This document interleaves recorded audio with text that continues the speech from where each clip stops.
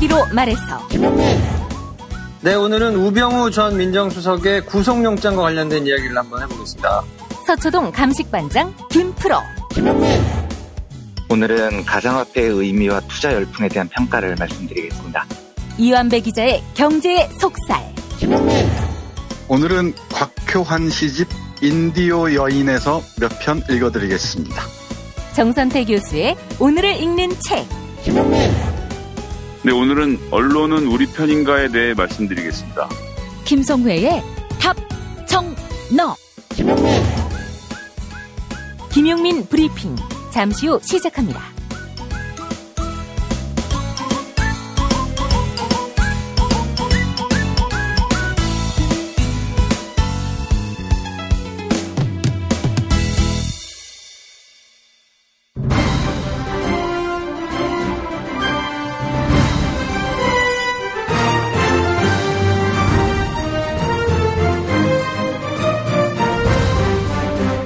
김용민 브리핑.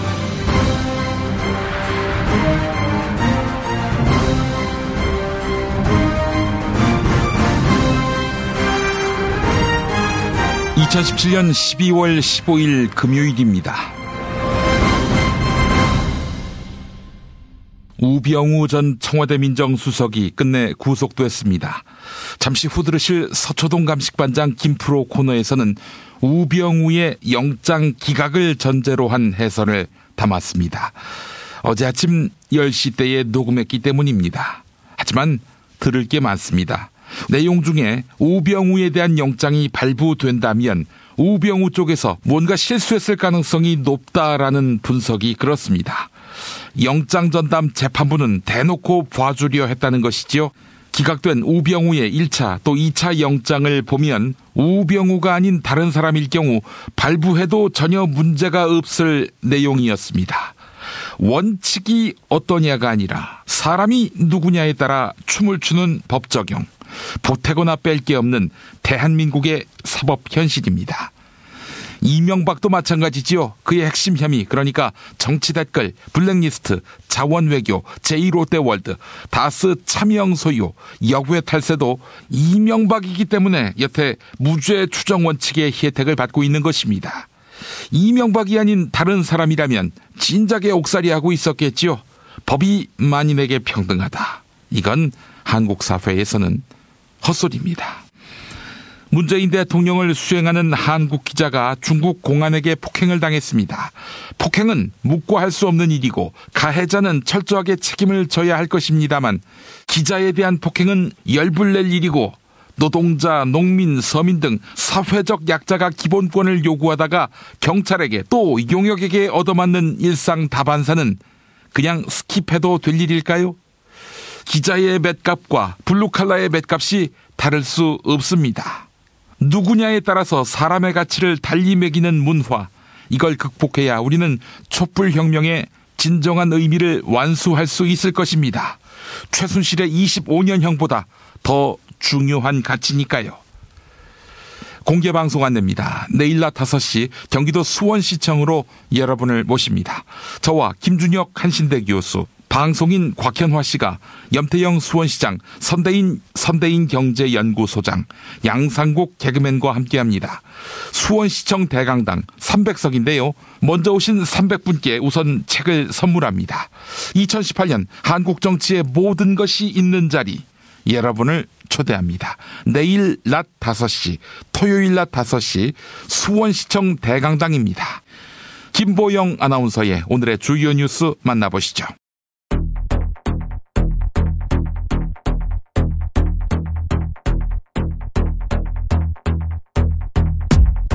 중국을 국빈 방문 중인 문재인 대통령과 시진핑 중국 국가주석이 세 번째 정상회담을 가졌습니다. 양국 정상은 한국과 중국 관계 발전에 한 목소리를 냈는데요. 정상회담에서 있었던 문재인 대통령의 발언 들어보시죠. 양 정상 간의 신뢰와 우위를 바탕으로 차분하게 양국 간 새로운 시대를 여는 기반을 단단하게 하고 싶습니다. 두 정상은 북핵 해법 공조 방안과 한국과 중국 관계의 정상화 방안을 집중 논의한 것으로 전해졌습니다. 산업통상자원부가 향후 15년 동안의 에너지 계획을 담은 제8차 전력수급 기본계획을 공개했습니다. 이번 계획에는 문재인 정부 에너지 정책의 핵심인 탈원전 그리고 석탄 발전의 단계적 감축 계획이 담겼는데요. 8차 계획에 따르면 현재 24기인 원전은 2030년까지 18기로 줄어듭니다. 또한 태안과 삼천포에서 가동 중인 석탄 발전소 4기는 액화천연가스 LNG 발전으로 전환됩니다. 어제 최순실의 1심 결심 공판이 있었는데요. 검찰과 특검이 최순실의 징역 25년과 벌금 약 1,200억 원 그리고 추징금 약 80억 원을 구형했습니다. 최순실은 괴성을 지르고 통곡을 하며 검찰 수사의 부당함을 토로했는데요. 1심 선고는 내년 1월 26일에 내려집니다. 정부가 문재인 케어에 반대하며 집회를 열었던 대한의사협회 비상대책위원회와 비공개 회의를 진행했습니다. 보건복지부와 대한의사협회 비상대책위원회는 공동 실무협의체를 운용하기로 합의했는데요.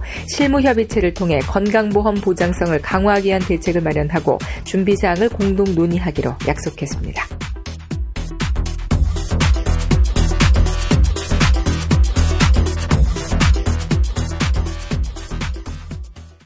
공익제보자를 보호하는 가장 쉽고도 중요한 방법은 공익제보자의 신분이 노출되지 않도록 하는 것입니다. 그러나 우리 법은 변호사나 비영리단체를 통한 대리신고제를 인정하지 않아 제보자의 신분 보호를 어렵게 합니다. 실명으로 접수된 공익제보자의 신분은 조사 과정이나 이첩 과정에서 쉽게 노출됩니다. 신분이 노출되면 직장 내 불이익을 받거나 보복성 고소고발을 당할 위험이 커집니다. 우리 사회가 공익제보 이후 공익제보자의 삶에 좀 더 관심을 가질 수 있도록 아름다운 재단이 어쩌다 슈퍼맨 캠페인을 진행하고 있습니다. 공익제보자를 응원하는 캠페인에 함께해 주시기 바랍니다. 어디선가 나타나서 생명을 구하고 정의를 지키는 영웅, 슈퍼맨. 우리 주변에도 많은 슈퍼맨이 있습니다. 바로 공익제보자입니다. 어쩌다 슈퍼맨이 되어야만 했던 그들에게 세상은 따뜻하지 않았습니다. 수많은 생명을 살린 2명의 간호조무사는 권고사직을 당했고 장애인의 인권을 위해 싸운 선생님은 결국 사직했습니다. 어려움을 감내하고 있는 슈퍼맨들에게 이제 우리가 감사를 전해야 할 때입니다. 시민사회 지지 캠페인 어쩌다 슈퍼맨에 함께해 주세요. 아름다운 재단. 골반 잡자 바로 잡자 바디로직. 허리 통증 바로 잡자 바디로직. 몸매 교정 바로 잡자 바디로직. 자세가 좋아지는 골반 교정 타이즈 바디로직. 검색창에 골반 교정 바디로직. 삐딱한 남성 골반 허리에도 역시 바디로직입니다. 바디로직의 효과를 못 느끼셨다면 100% 환불해드립니다. 자세한 환불 조건은 홈페이지를 참조하세요. 엄마가 어떻게 나한테 이럴 수 있어? 무슨 소리야? 엄마가 내 엄마가 아니라 내 친구 같대. 너도 뉴트리션 닥터스 콜라겐을 먹어. 뉴트리션 닥터스 콜라겐? 뉴트리션 닥터스 콜라겐은 체내 흡수가 잘 되는 저분자 PC 콜라겐이거든. 내가 아직도 네 엄마로 보이니? 뉴트리션 닥터스는 약국식품 전문기업입니다. 문의전화 1688-5807 1688-5807. 스페이드 퀴즈입니다. 돌잔치, 칠순잔치, 가게홍보, 체육대회, 창사기념일. 정답! 기념품! 문제를 끝까지 들으셔야죠. 이럴 때 사용하는 판촉물이나 기념품, 답례품, 단체 선물 등을 취급하는 전문업체로서 국민을 위해 제대로 일하는 언론과 정당에 후원을 하는 판촉물 전문업체는 어디일까요? 정답! 네피알! 네? 어디라고요? 네피알! 네, 정답입니다. 판촉물이나 단체 선물이 필요할 때 이왕이면 우리 편 회사 네피알을 찾아주세요. 인터넷 검색창에 네피알을 치시거나 032-519-4800으로 전화주시면 친절하게 상담해드립니다. 그런데 상품은 뭔가요? 네피알에 가서 고르세요. 3만 가지가 넘는 물품이 있어요. 서초동 감식반장 김프로.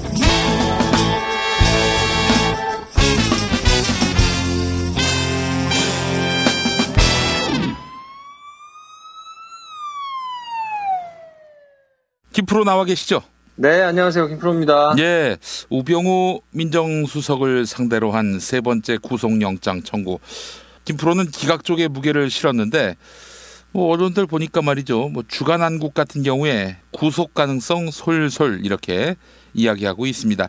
이 방송을 접하실 때는 이미 결과가 나왔을 것 같은데 저희가 녹음할 시점은 훨씬 그 이전이란 말이죠. 그러니까 보통은 방송을 들으시기 전날 밤 10시, 11시거나 아니면 간혹 방송을 들으시는 당일 새벽이거나 이럴 때 저희가 이제 방송 녹음을 하거든요. 예. 근데 지금 방송 시간이 오전 10시예요. 그 전날 오전 10시. 그러니까 사실은 저로서는 받아들일 수 없는 방송 조건인데. 예. 그렇지 않습니까? 이거 발부든 기각이든 결과를 나온 다음에 보고 해야지. 나오기 전에 이거 완전 소설 방송을 하라는 이 김용민의 갑질에 이걸 어떻게 할 것이냐 고민을 하다가 의리 별 수 있나요? 갑이 하라면 해야지. 지금 일정이 많으셔가지고 도저히 시간이 안 되신다 그래서. 일단 무엇보다도요. 어젯밤에 전주를 갔다 왔습니다. 그러니까 이제 방송일 기준으로 말씀을 드리는 겁니다. 현 녹음 기준으로는 아직 전주를 갔다 오지 않은 건데 그리고 방송일 기준으로 지금 이 시각 업데이트될 시점은 SBS에서 열심히 또 방송 준비를 할 때이기 때문에 도저히 우병우 구속영장 발부와 관련한 소식을 담기 힘들어서 그래서 오늘 이렇게 하죠. 한 절반은 기각됐을 경우 또 절반은 영장이 발부됐을 경우 이렇게 나눠서 한번 좀 보도록 하겠습니다. 싫어요. 예? 싫어? 싫어. 어떻게 할까 그러면은?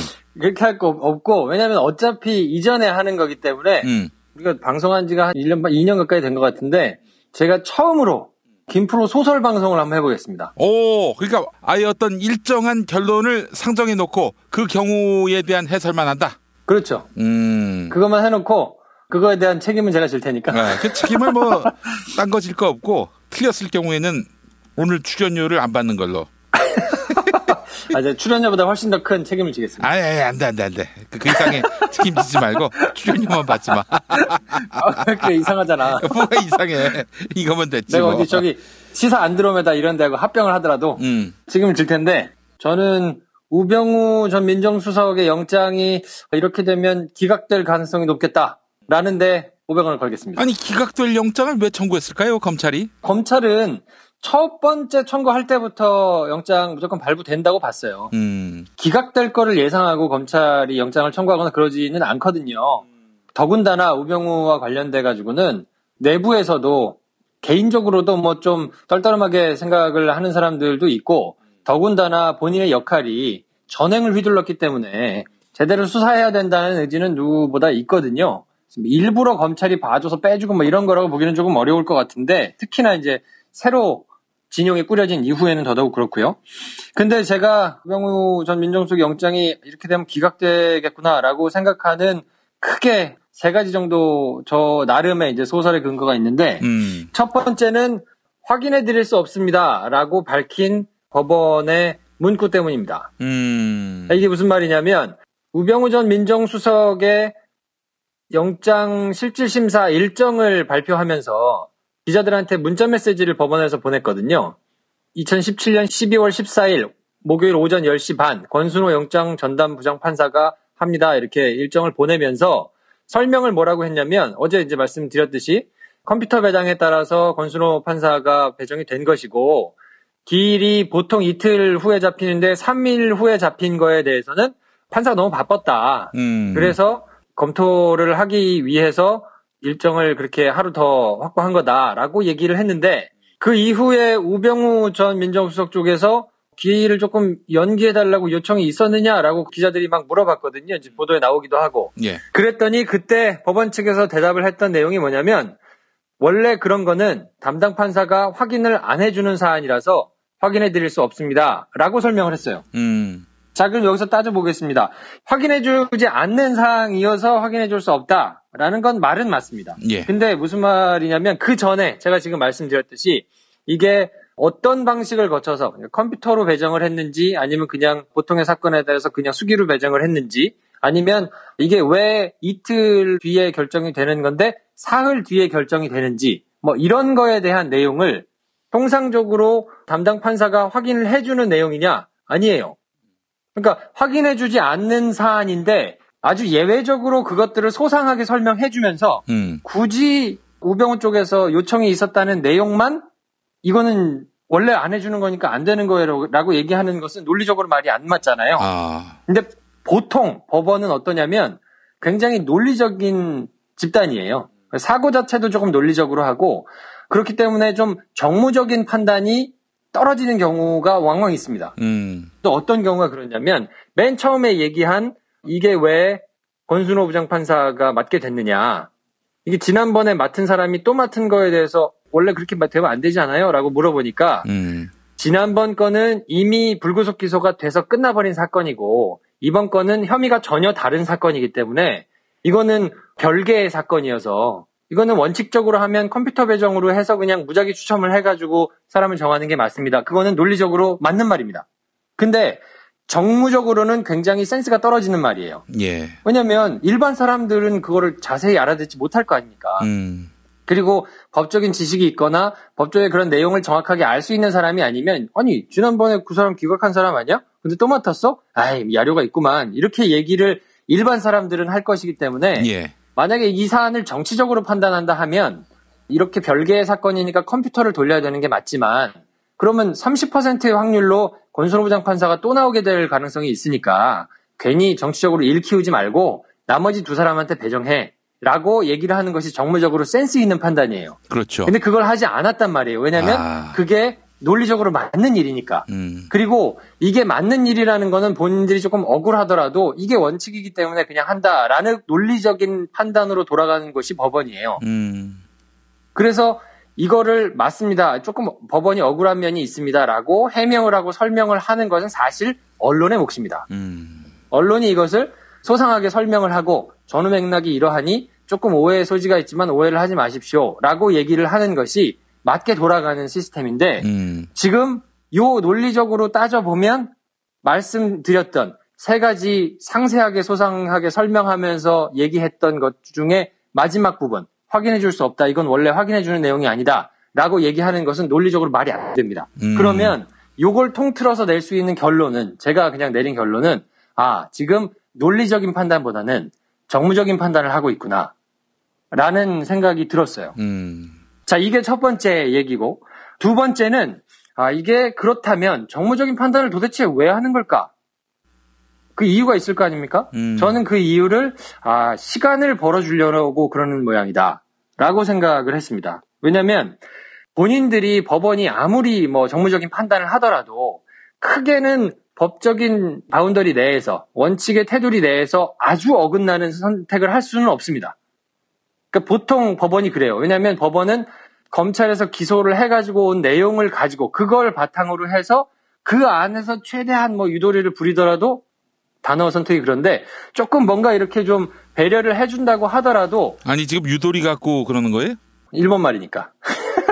야, 너 저 지상파의 때를 언제쯤 벗을래? 나 참. 국민들 다수가 유도리라고 쓰면 유도리야. 시끄러워요. 가만히 있어봐. 지금 어쨌든 배려를 좀 해준다고 하더라도 최대한 정해져 있는 바운더리 내에서 하기 때문에 여지가 조금 많지 않아요. 그러니까 아주 없는 걸 흙을 100으로 바꾸고 막 100을 흙으로 바꾸고 검찰은 그런 경우들이 많잖아요. 택도 아니게 기소를 하고 아니면 죄가 있는 사람인데도 그냥 눈치고 죄를 안 묻고 막 이런 경우들이 있단 말이에요. 예. 검찰은. 근데 법원은 그런 경우가 검찰에 비해서는 훨씬 더 적단 말이에요. 왜냐하면 자기들이 행사할 수 있는 여러 개의 바운더리가 좀 적기 때문에. 근데 도대체 왜 그러면 정무적인 판단을 하고 있는 것이냐? 이거는 본인들이 최대한 책임을 지지 않으려는 발버둥이 아닌가 저는 이렇게 해석을 했습니다. 오히려. 왜냐하면 죄가 뻔히 있게 보이고 누가 보더라도 범죄 혐의도 크고 상당한 의심을 할 수 있을 만한 상황이면 병장을 발부해야 되거든요. 근데 변호인 쪽에서 그거를 반박할 만한 아주 촘촘한 논리를 가져와가지고 막 얘기를 하면 그러면 법원 입장에서는 야 이거는 다퉈볼 여지가 있는데 라면서 발부를 안 할 수 있단 말이에요. 그게 나중에 본 재판에 가서 쭉 재판을 해보니 이건 처벌을 해야 되겠다라고 판단이 나오는 건 나중 일이고 지금 이거는 이 사람을 붙잡아 놓고 수사를 할 건지 아니면 그냥 법원에 출퇴근을 하면서 수사를 할 건지를 결정하는 일인데 형사소송법상 원칙은 출퇴근하면서 소송을 하는 것이 원칙으로 돼 있어요. 그리고 아주 예외적인 경우에 범죄 혐의가 굉장히 크고 실형이 예상되는데 도망갈 것 같거나 말을 맞출 것 같거나 증거를 다 없앨 것 같거나 이런 경우에 예외적으로 그래 이 사람은 붙잡아 놓고 수사를 합시다라고 하는 게 원칙이거든요. 예.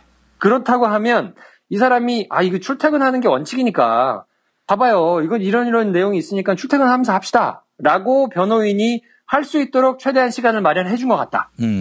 그렇게 마련을 해주기 위해서 그게 논리적으로 딱 나와서 이거는 원칙적으로 법적으로 원래 관례적으로 이렇게 되니까 논리적으로 이게 맞지 않아요? 라고 주장한 게 아니고 그 시간을 벌어주려다 보니까 무리하게 앞뒤가 안 맞는 해명을 하면서까지 정무적인 판단을 한 것이 아닌가라는 생각이 들었고요. 그래서 최종 책임은 변호인한테 있죠. 근데 이렇게 시간을 줬음에도 불구하고 변호인이 제대로 이거를 못 해오면 그러면 법원에서는 어쩔 수 없어요. 그렇지만 우병우 당사자도 특수수사를 굉장히 정통하게 했던 사람이고 그리고 달라붙어가지고 하는 법조인들도 굉장히 실력이 있는 사람들일 거기 때문에 이 사람들이 합심해가지고 논리를 만든다 그러면 충분히 여지가 있지 않겠나 생각을 하면서 배려를 해주고자 하는 법원의 의지가 상당히 반영된 것이 아닌가라는 생각이 들었고요.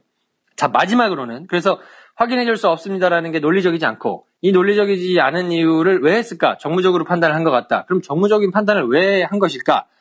책임은 자기들이 지지 않지만 최대한 시간을 벌어줘야 저쪽에서 제대로 된 반박을 했을 때 그래 이건 원칙이 출퇴근이니까 출퇴근합시다 라고 면피도 하면서 저쪽한테 뭔가를 주기 위한 의지가 반영된 게 아닌가라는 게 지금까지 말씀드린 건데 그러면 맨 마지막으로는 도대체 이렇게까지 무리수를 두고 이렇게까지 해가지고 법원이 얻을 게 뭐가 있는가라는 게 궁금해지잖아요.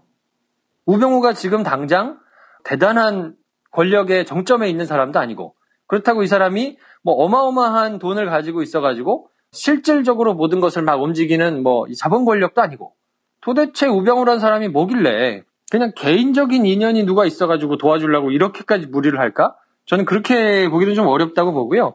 그래서 도대체 이렇게까지 우병우를 지켜가지고 너덜너덜해지면서까지 우병우를 지켜서 법원이 얻을 수 있는 게 뭔가라고 생각해보니까 그 힌트를 김관진 전 장관한테서 약간 얻었어요.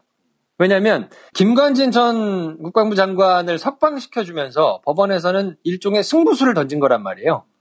말씀드린 대로 이 사람을 석방시켜주면 그 밑에 사람들도 논리적으로 줄줄이 다 석방을 시켜줄 수밖에 없는 거라서 이 사람 하나를 석방시켜 놓으면 나머지 것은 의지를 딱히 가지고 있지 않아도 법적으로 악유가 안 맞기 때문에 그 악유를 맞추려다 보면 다 줄줄이 석방을 해야 되는 상황이 생겨요. 그래서 임관빈, 그 밑에 있는 김태호 이런 사람들도 다 지금 석방이 되거나 구속영장이 기각되거나 이런 식으로 줄줄이 이제 도미노 효과가 발생했잖아요.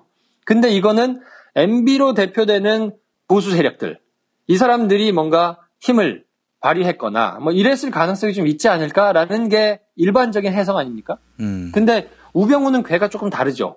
MB 사람도 아니고 이 사람을 지킨다고 해서 MB 쪽에서 뭔가 득을 볼 거는 없는데 그러면 도대체 박근혜 쪽은 지금 다 감옥 가 있는데 박근혜 쪽은 없잖아 라고 생각을 할 수 있는데 저는 그래서 오히려 이게 우병우 전 민정수석이 전횡을 휘둘르면서 그때 당시에 법원과도 뭔가 껄끄럽거나 아니면 우병우의 입에서 나왔을 경우에 법원이 치명상을 입게 되는 뭔가가 있을 수도 있겠다. 이건 순전히 제 소설입니다. 근거가 있는 거는 아니지만 그런 게 있는 것은 아닐까라는 의심이 들기 시작했어요.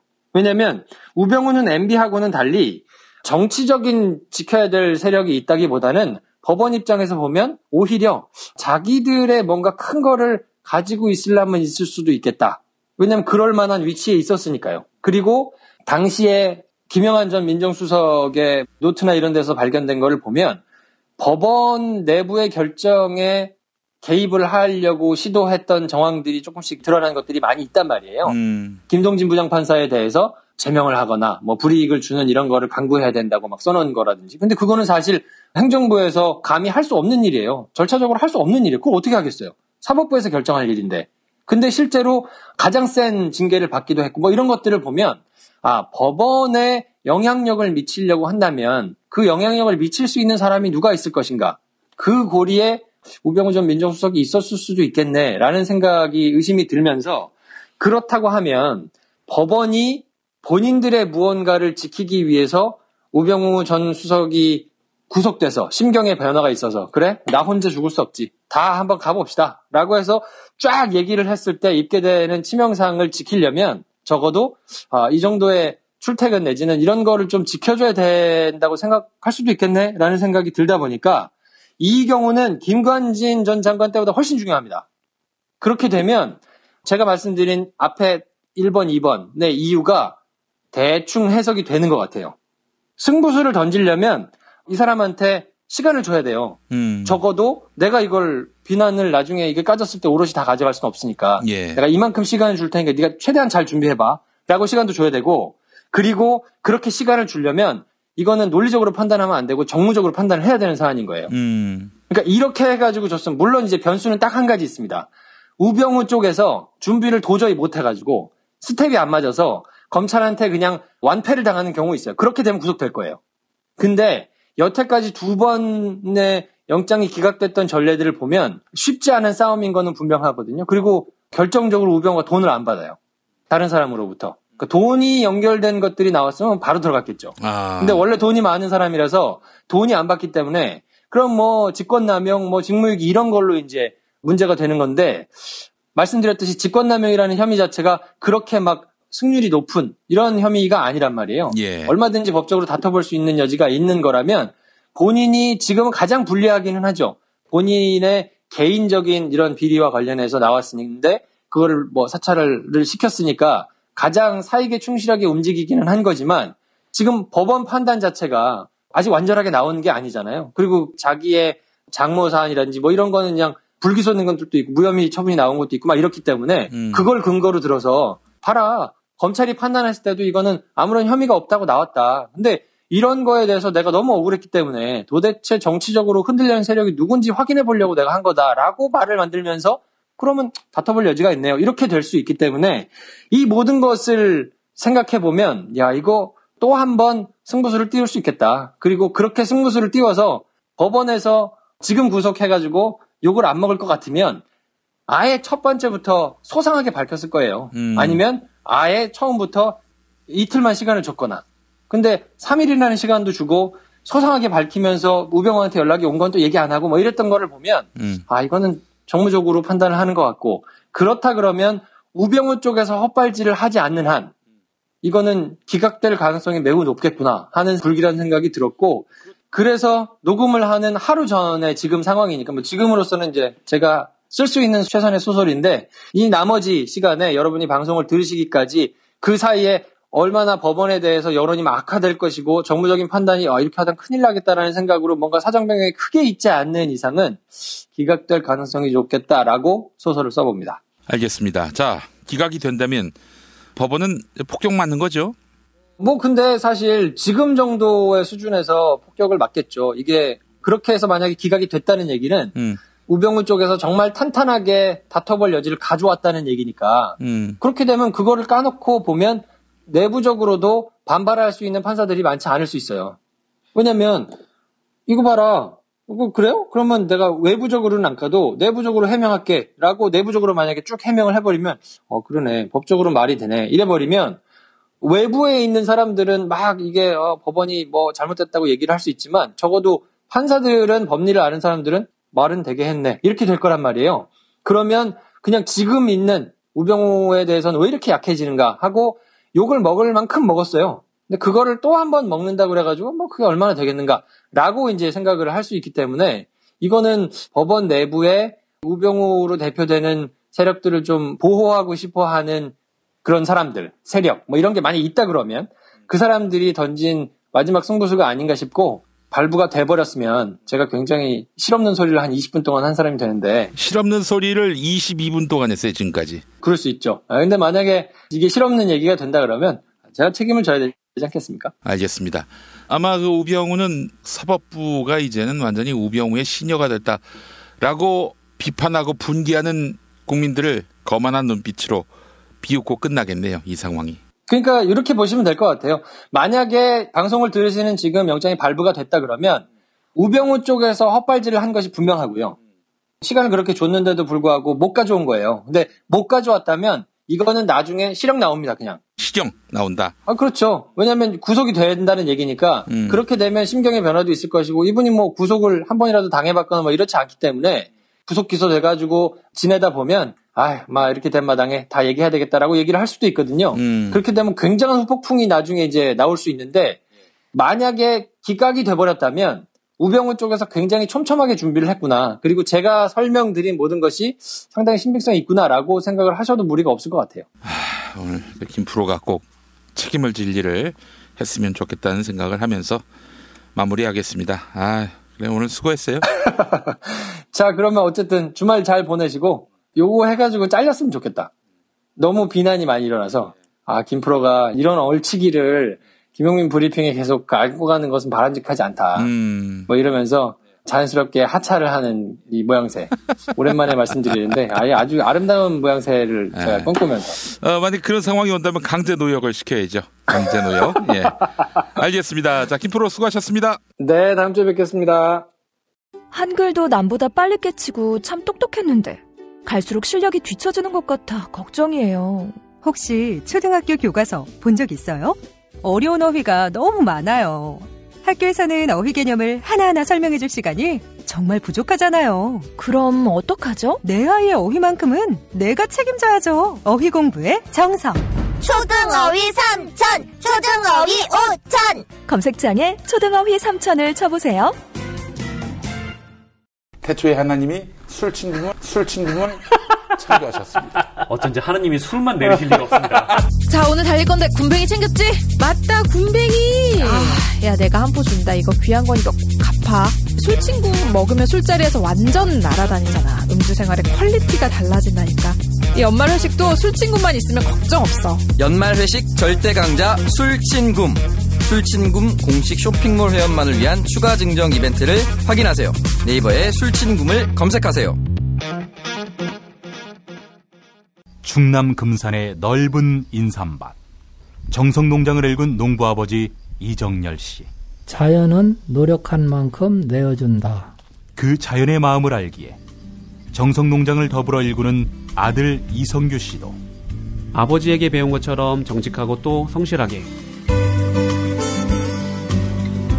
정성농장 홍삼은 인삼 재배부터 가공 판매까지 모두 책임지고 있습니다. 그래서 대한민국 1등 품질을 자부합니다. 검색창에 정성농장 홍삼을 검색해주세요. 정성농장 홍삼. 전화문의는 010-9754-6972. 다이어트도 건강도 맛도 포기할 수 없다. 비타샵 그린 스무디 다이어트. 성공적인 체중 조절의 열쇠는 식사법과 운동입니다. 이제 하루 한두 끼 비타샵 그린 스무디 다이어트로 바꿔 드세요. 비타샵 그린 스무디 다이어트는 동결 건조한 수십 가지 국내산 채소 곡물과 3가지 단백질, 비타민, 미네랄, 식이섬유로 만든 맛있고 건강한 체중 조절용 조제식품입니다. 1522-6648 혹은 비타샵을 검색해주세요. 김용민 브리핑 뉴스키 능력평가 정답 맞히신 분들 소개합니다. 어제 문제는 7렐레 8렐레가 무슨 뜻인지 맞히는 거였죠. 정답은 777 못하다인데요. 당첨자에게는 도서출판 창비에서 협찬하는 송곳 4권에서 6권까지 총 3권을 선물해드립니다. 웹툰 송곳은 대형마트에서 벌어지는 부당해고와 그에 대항하는 평범한 사람들의 이야기를 그려냈는데요. 당첨자께 송곳 4권에서 6권 총 3권 보내드립니다. 다른 당첨자에게는 애주가들의 핫 아이템 술친굼 한 박스 선물해드립니다. 검색창에서 술친굼을 찾아주세요. 금요일 정답자 가운데 한 분에게 남도 먹거리에서 협찬하는 식품 꾸러미 상품 보내드립니다. 인터넷 주소창에 남도먹거리.kr 입력해 주시기 바랍니다. 금요일 정답자 가운데 다른 한 분에게는 골반 보정 속옷 바디로직 리포머 팬츠 선물해드립니다. 포털 사이트에서 바디로직 검색해 주세요. 금요일 정답자 가운데 다른 한 분에게는 머문 빌리지 이용권 격주로 보내드립니다. 총 3,000평의 대지와 건물 2동을 오직 한 팀에게만 서비스합니다. 애청자 여러분의 성원에 힘입어서 일요일과 평일에 가격을 대폭 낮춘 머문 빌리지 할인 행사를 진행합니다. 진행하고 있습니다. 포털 사이트에서 머문 빌리지를 찾아주세요.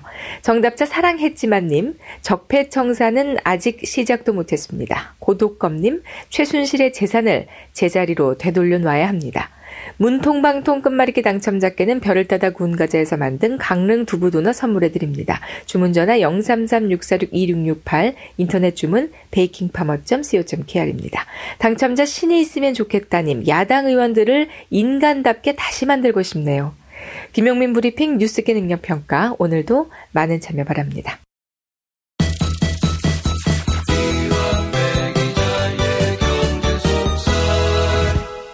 민중의 소리 이완배 기자 만나겠습니다. 이완배 기자님. 네, 안녕하십니까. 예, 오늘 비트코인 두 번째 시간입니다. 네, 어제에 이어서 가상화폐의 의미 그리고 요새 벌어지고 있는 투자 열풍에 대한 평가를 말씀드리려고 합니다. 어제에 이어서요, 선물 이야기를 조금만 더 이어가겠습니다. 원래 선물이라는 것이 미래의 불확실성을 없애기 위해서 조금 더 안전하게 거래를 하기 위해서 만들어진 상품이라고 말씀을 드렸죠. 그런데 이게 도박판 비슷하게 변질이 되면서 돈 놓고 돈 먹기가 돼버렸다는 이야기를 어제 드렸습니다. 예.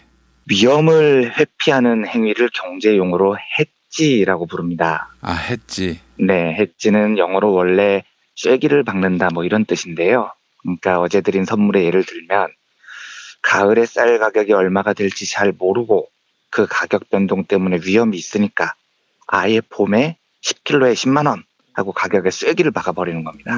이렇게 쐐기를 박아두면 위험을 피할 수 있다라는 의미고요. 그래서 해지는 금융용어로 위험을 피하는 방법이라는 뜻으로 사용이 됩니다. 그런데 들으셨다시피 분명히 선물이라는 건 위험을 회피하기 위해서 해지를 하기 위해서 만들어졌는데 정작 선물을 해보니까 위험을 해지하는 게 아니고 일반 주식 투자에 비해서 위험이 6배에서 8배가량 높은 엄청난 도박성을 가진 상품이 돼버렸다는 겁니다. 헤지펀드라는 말을 가끔 들어보셨을 겁니다. 주로 이제 월가 애들이 주름을 잡는 분야인데요. 이 헤지펀드가 무슨 뜻이냐면 위험을 최대한 회피하는 펀드라는 뜻입니다. 펀드가 이제 주로 주식 같은 데 투자를 하는데 부자들의 속성이 어떤 거냐면 야, 나 돈 맡길게 떼돈 벌게 해줘 이러지 않습니다. 부자들은 엄청난 수익을 좋아하지 않아요. 대신 일정하고 안정적인 수익을 꾸준히 내는 걸 좋아합니다. 그래서 부자들이 돈을 맡길 때는 예, 우리 1년에 수익이 한 20% 나요. 이런 거 자랑하면 돈 안 맡깁니다. 돈을 맡길 때는 우리는 안정적으로 매년 돈 뗄 위험 없이 한 5%씩 꾸준히 수익이 나요. 요런 데다가 돈을 맡깁니다. 그러니까 20%, 30% 수익 낸다는 곳은 그만큼 위험이 크다는 걸 부자들이 직감적으로 알고 있죠. 그러니까 헤지펀드는 광고를 어떻게 하냐면 우리한테 돈 맡기시면 매년 5에서 6%씩 안정적으로 수익을 내드립니다. 이렇게 광고를 합니다. 그래서 헤지펀드가 가장 중요하게 생각을 하는 건 엄청난 수익을 내는 게 아니고 위험을 회피하는 기술을 얼마나 갖고 있느냐 여기에 승패가 갈립니다. 그래서 얘네들을 헤지펀드라고 부르죠. 그러면 아까 선물하고 비교를 해봐서요. 분명히 헤지펀드도 시작을 할 때는 고객 자산을 맡아서 위험을 최소화하는 게 목적이었을 텐데 그런데 이 헤지펀드가 성공을 하려면 1년에 5, 6%가량 꾸준히 손실 없이 수익을 내야 돼요. 이러기 위해서 진짜 모든 짓을 다 합니다.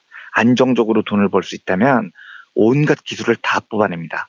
그런데 이 기술 때문에 사실 많은 사람들이 피해를 봅니다.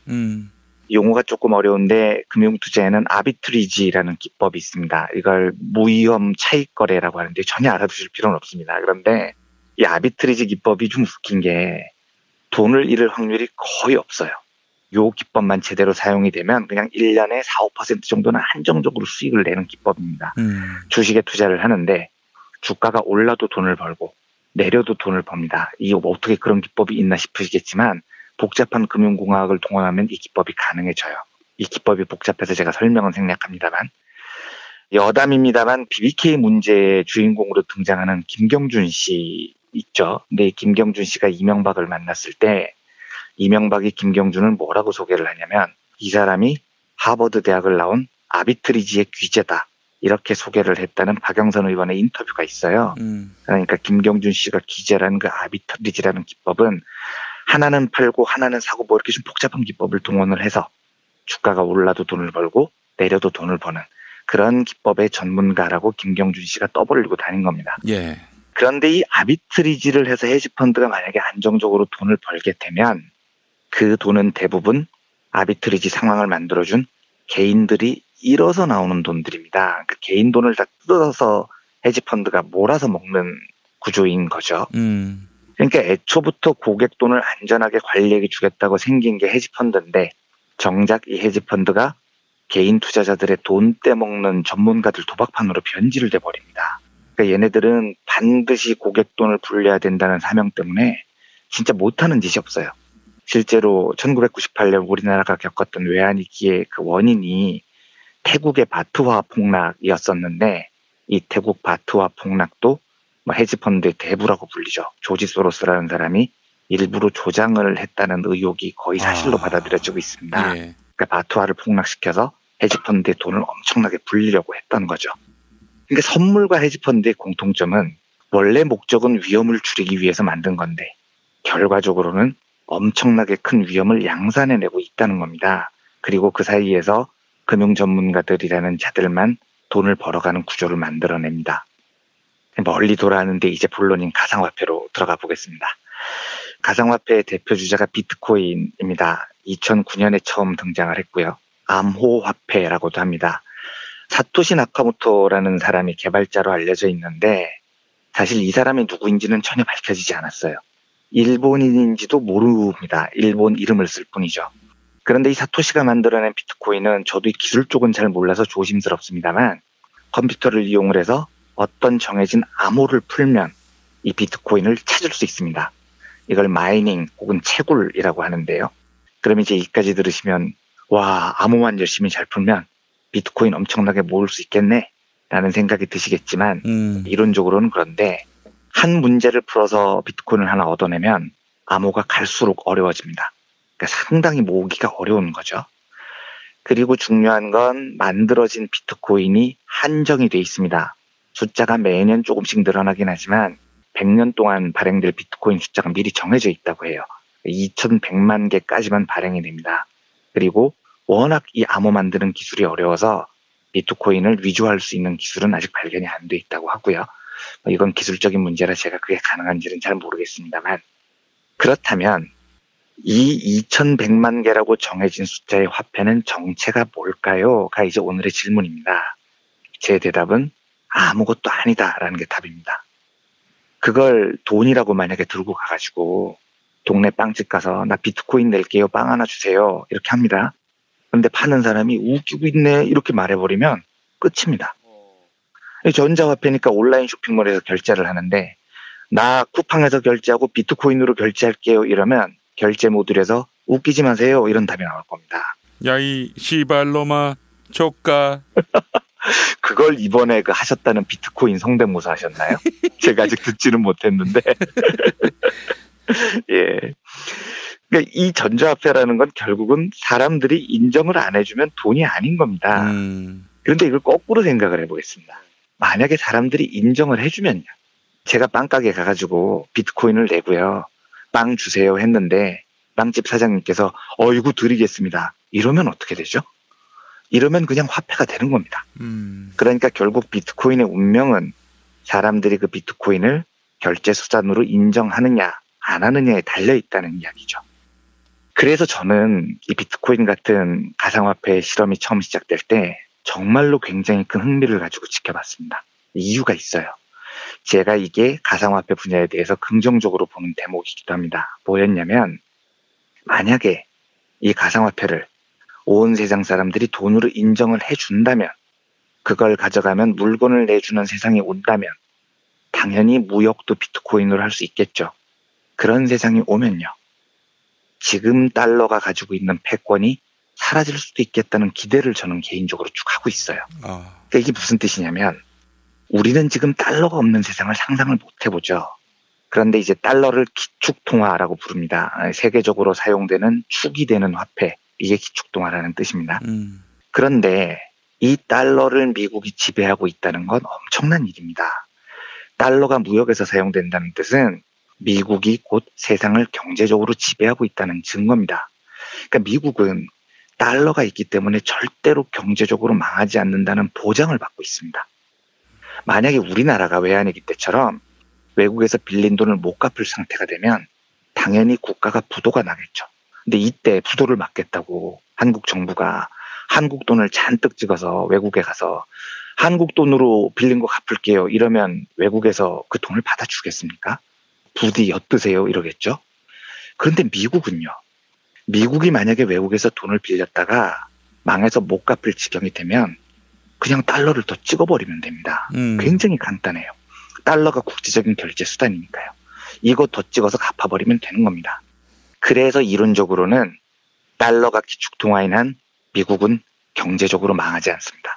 엄청난 특권을 세계에서 유일하게 미국만 누리고 있는 겁니다. 그러니까 유럽 애들이 굳이 어렵게 EU를 만들고 유로화라는 거대한 화폐를 통합을 한 이유도 유로화가 달러에 버금가는 기축통화로 만들기 위해서였습니다. 그 혜택을 받고 싶었던 거죠. 그만큼 기축통화를 가진 나라는 경제적으로 얻는 게 무지하게 많습니다. 미국이 사실 오랫동안 무역 적자에 시달렸죠. 그런데 이건 미국이 일정 정도 의도했던 거기도 합니다. 이 기축통화라는 것의 특징이 만약에 미국이 무역 흑자를 많이 보면요. 달러가 기축통화로서 성격을 잃는 약점이 있습니다. 왜냐하면 미국이 흑자를 많이 본다는 건 달러를 그만큼 많이 벌어들였다는 거죠. 예. 그러면 그만큼 세계 시장에서는 달러가 사라집니다. 미국이 벌어갔으니까요. 그러면 결제를 할 때 달러가 부족해지죠. 그러면 사람들이 와, 이 달러 불편하다. 유로화로 기축통화를 하자. 이럴 가능성이 높아집니다. 그래서 미국은 의도적으로 장기간 동안 무역 적자를 보는 것을 용인을 해왔던 겁니다. 무역 적자를 봐야 달러가 세계에 많이 풀리고 그래야 기축통화의 지위를 유지하게 되는 거죠. 그런데 또라이 트럼프가 대통령이 돼서 지금 이걸 망치려고 하고 있는 겁니다. 미국은 무조건 무역 흑자를 봐야 돼 이렇게 떠들고 다니죠. 그래서 월가 애들이 트럼프를 보고 불안해서 미치겠는 겁니다. 만약에 트럼프 말대로 미국이 깡패짓을 해서 수년 동안 흑자를 잔뜩 보면요. 세계에 풀려있던 달러가 다 미국으로 몰립니다. 그러면 국제시장에서 달러의 지위가 약해지죠. 유로화나 중국의 위안화에 밀리게 될 겁니다. 그래서 만약에 달러가 기축통화의 지위를 내려놓으면 미국은 좆되는 겁니다. 진짜 한마디로요. 왜 미국이 좆됩니까? 미국이 페니스 되는 거죠. 네. 그러니까 미국이 페니스가 되는 겁니다. 그러니까 더 이상 미국은 세계 패권 국가로 남지 못하고 그저 그런 페니스 국가로 하나가 돼버리는 거죠. 그래서 월가가 트럼프를 매우 경계하는 이유가 여기 있는 겁니다. 그러면 하나만 더요. 실제로 달러는 어떤 경로를 거쳐서 기축통화가 됐을까요? 비트코인을 비판하는 쪽이 이렇게 말을 하죠. 비트코인? 그게 뭐야? 가상화폐? 무슨 가치가 있어? 그걸 누가 돈으로 쳐줘? 이렇게 무시를 합니다. 그런데 그 논리라면요. 달러는 왜 가치가 있는 거죠? 달러는 가치가 있는 이유가 딱 하나예요. 미국 정부가 보장해 준다는 겁니다. 그런데 정부가 보장한다는 사실만 빼면 달러도 비트코인 같은 아주 형편없는 화폐일 수 있습니다. 그냥 종이 쪼가리인 거죠. 그러니까 실제로 달러가 기축통화가 된 과정을 살펴보면 코미디도 이런 코미디가 없습니다. 시작이 어떻게 되냐면 2차 세계대전 이후에 세상이 하도 수상하니까 도대체 어느 나라 돈을 써야 안정적으로 무역 결제가 되는지 온 세상이 불안해졌어요. 그래서 선진국들이 모여서 이제 미국 브레튼우즈라는 곳에 모여서 합의를 합니다. 야, 달러로 하자. 지금 보니까 미국이 제일 센 나라고 제일 안정적이다. 그런데 달러로 무역 결제를 하기로 했는데 그 전까지 최고 선진국이었던 영국, 프랑스 애들이 자존심이 상하죠. 아무리 미국이 세 보여도요. 그래서 이제 조건을 내겁니다. 야, 미국 니네 달러를 기축통화로 해주는데 대신 니네가 달러를 막 찍어내면 안 되는 거다. 그러니까 이렇게 하자. 너희가 달러를 새로 찍는 만큼 반드시 너희 금고에 그만큼 금을 보유하고 있는 것으로 조건을 달자. 이렇게 얘기를 합니다. 그래서 우리가 언제든지 달러를 들고 가면 너희는 그만큼 금을 내줘야 돼. 라는 조건으로 양쪽이 합의를 합니다. 이걸 좀 어려운 용어로 금본위 제도라고 합니다. 예. 달러는 금을 기본으로 탄생이 된 세계 결제 수단이 된 거죠. 그러니까 이 시기만 해도 달러는 미국이 보유한 금만큼만 찍어냈습니다. 이 경우라면 달러는 그냥 종이 쪼가리가 아니에요. 가치가 있는 거죠. 왜냐하면 그 달러를 미국에 가져가면 약조에 의해서 반드시 미국이 금을 내주기로 했거든요. 그게 대체적인 겁니다. 그런데 무역을 계속 하다 보니까요. 1970년대 초반에 영국이나 프랑스 애들이 보니까 좀 이상한 거예요. 미국 애들이 달러를 너무 많이 찍어냅니다. 그래서 그 돈으로 펑펑 쓰는데 새로 찍은 달러만큼 금을 갖고 있는지 확신이 안 들었던 거죠. 그래서 몇몇 선진국들이 미국한테 요구를 합니다. 야, 미국 니네 좀 수상하다. 진짜 니네 찍은 달러만큼 금이 있어? 금 얼마나 있는지 한번 까봐 하고 요구를 했습니다. 그러니까 미국이 어떻게 나오냐면 아주 태연하게 자백을 합니다. 우리 사실 금 없어. 달러 그냥 막 찍어낸 거야 하고 털어놔 버립니다. 그러니까 달러가 풀린 만큼 미국이 금을 갖고 있지 않다는 사실이 확인되면서 세계 금융시장이 멘탈이 붕괴되는 지경에 이릅니다. 그러니까 이거는 쉽게 말하면 미국이 전 세계적으로 엄청난 사기를 친 거죠. 달러 사기입니다. 그럼 이제 영국이나 프랑스 입장에서는 항의를 해야죠. 야, 우리가 달러를 들이밀면 니네가 금 주기로 했는데 없어? 배째? 야, 니네 사기친 거네. 이 미국 놈아 죽을래? 이렇게 미국을 이제 조업해야 되는 상황이 왔습니다. 그런데 그러려고 보니까 미국이 너무 센 나라가 돼버렸어요. 그러니까 정작 사기는 미국이 쳤는데 사기를 당한 건 전 세계가 다 당한 겁니다. 그런데 이 선진국들이 또 한 번 미국에 모입니다. 워싱턴 스미소니언 박물관에서 모여요. 그래서 어떻게 하냐면 사기를 당한 애들이 미국을 공식적으로 용서를 해줍니다. 야, 미국이 달러를 찍었는데 금이 없대. 달러 들고 가도 이제부터 금으로 안 바꿔준대. 그런데 우리 항의하지 말자. 미국이 제일 세니까. 그리고 우리 미국을 용서해주자. 앞으로는 달러를 들고 가도 금으로 바꿔줄 의무를 없애주자. 그리고 달러를 계속해서 기축통화로 사용하자. 이렇게 결정을 내려버려요. 그러니까 국제적인 사기는 미국이 쳤는데 그 뒷감당은 모든 전 세계가 다 나눠지기로 합니다. 힘센 깡패인 미국한테는 찍소리도 못하고 그냥 달러를 기축통화로 인정해줍니다. 이때부터 사실상 달러는 그냥 종이 쪼가리였어요. 갖고 가도 금으로 안 바꿔주니까요. 그런데 이게 왜 기축통화냐고요. 이유는 딱 하나입니다. 미국이 힘이 세기 때문입니다. 그러면 비트코인은 아무런 가치가 없다. 그걸 왜 돈으로 쳐주느냐라는 주장에 저는 이렇게 생각합니다. 달러는 무슨 가치가 있어서요? 미국 정부가 찍어냈다는 것 왜 어떤 가치가 있어서요? 그거 그냥 종이 쪼가리입니다. 금본위 제도도 사라진 지 오래됐습니다. 그 종이 쪼가리를 단지 미국이 발행했다는 이유로 신주 떠받들듯이 떠받들고 미국을 세계 경제의 패권 국가로 유지해주는 이 제도가 오히려 더 이상하지 않냐는 거죠. 만약에 비트코인을 세상에서 모두 인정해주는 화폐가 되면 달러하고 다를 게 뭐가 있겠습니까? 라고 저는 생각합니다. 오히려 미국이 쥐고 있는 달러 패권을 없애고 전 세계가 공정한 경제 시스템을 유지할 수 있는 계기가 될 수도 있죠. 실제로 이 비트코인이 처음 등장하는 게 2009년입니다. 근데 이때가 언제였냐면 미국이 월가 책임으로 글로벌 금융위기를 만들어냈을 때입니다. 이건 순전히 미국 사람들이 흥청망청하다가 전 세계를 금융위기의 구렁텅이로 몰아냈던 거예요. 그런데 책임은 미국에게 있는데 미국이 이걸 돌파한답시고 엄청난 양의 달러를 찍어냅니다. 그래서 미국이 살아난 거예요. 달러가 기축통화여서 위기를 벗어난 겁니다. 우리나라였으면 망해도 여러 번 망했죠. 그 달러 찍어내서 가면 외국에서 물건을 팔아주니까요. 그러니까 미국은 지들이 세계 경제 다 망쳐놓고 그걸 달러를 찍어서 간단히 수습을 해버려요. 그 고통은 온 세계 민중들이 나눠지는데요.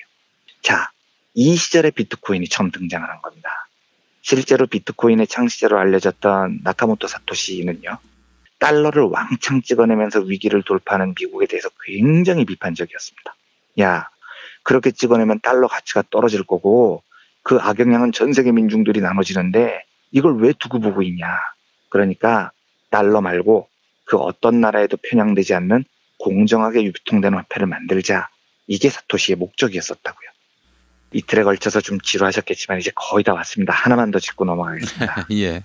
말씀드렸듯이 저는 비트코인이나 가상화폐가 과연 전 세계적으로 유통되는 화폐가 될지 잘 모르겠습니다. 그런데 안 될 이유는 뭐냐라고 생각하는 쪽이에요. 그냥 종이 쪼가리에 벤자민 프랭클린 얼굴 그려놓으면은 $100라고 쳐주는 자체도 코미디에 가까운 거죠. 종이 쪼가리도 $100 대접을 받는데 인정만 받는다면 비트코인이라고 그렇게 되지 말아야 한다는 법은 없다고 생각합니다. 그런데 이제 문제는 이런 겁니다. 제가 아까 선물과 헤지펀드를 말씀드리면서 애초에 선물이나 헤지펀드도 위험을 줄여보자는 좋은 취지에서 출발을 했는데 결과는요. 원래보다 훨씬 더 위험한 도박판을 만들어냈습니다. 이게 자본주의의 무서운 점입니다. 어떠한 것도 탐욕의 대상으로 둔갑을 시켜요. 그리고 거기서 돈을 뜯어내는 기술을 자본주의는 알고 있습니다. 어제 말씀드렸듯이 선물 시장이 도박판으로 바뀌면 누가 제일 돈을 많이 버냐면요. 원래 따는 쪽도 있고 잃는 쪽도 있는 건데 이렇게 서로 도박을 계속하다 보면 돈 따는 쪽은 도박판 주인이 제일 많이 땁니다. 증권사가 돈을 제일 많이 따가요. 왜냐하면 선물 투자가 너무 위험해서 다 데이 트레이딩 한다고 어제 말씀드렸죠.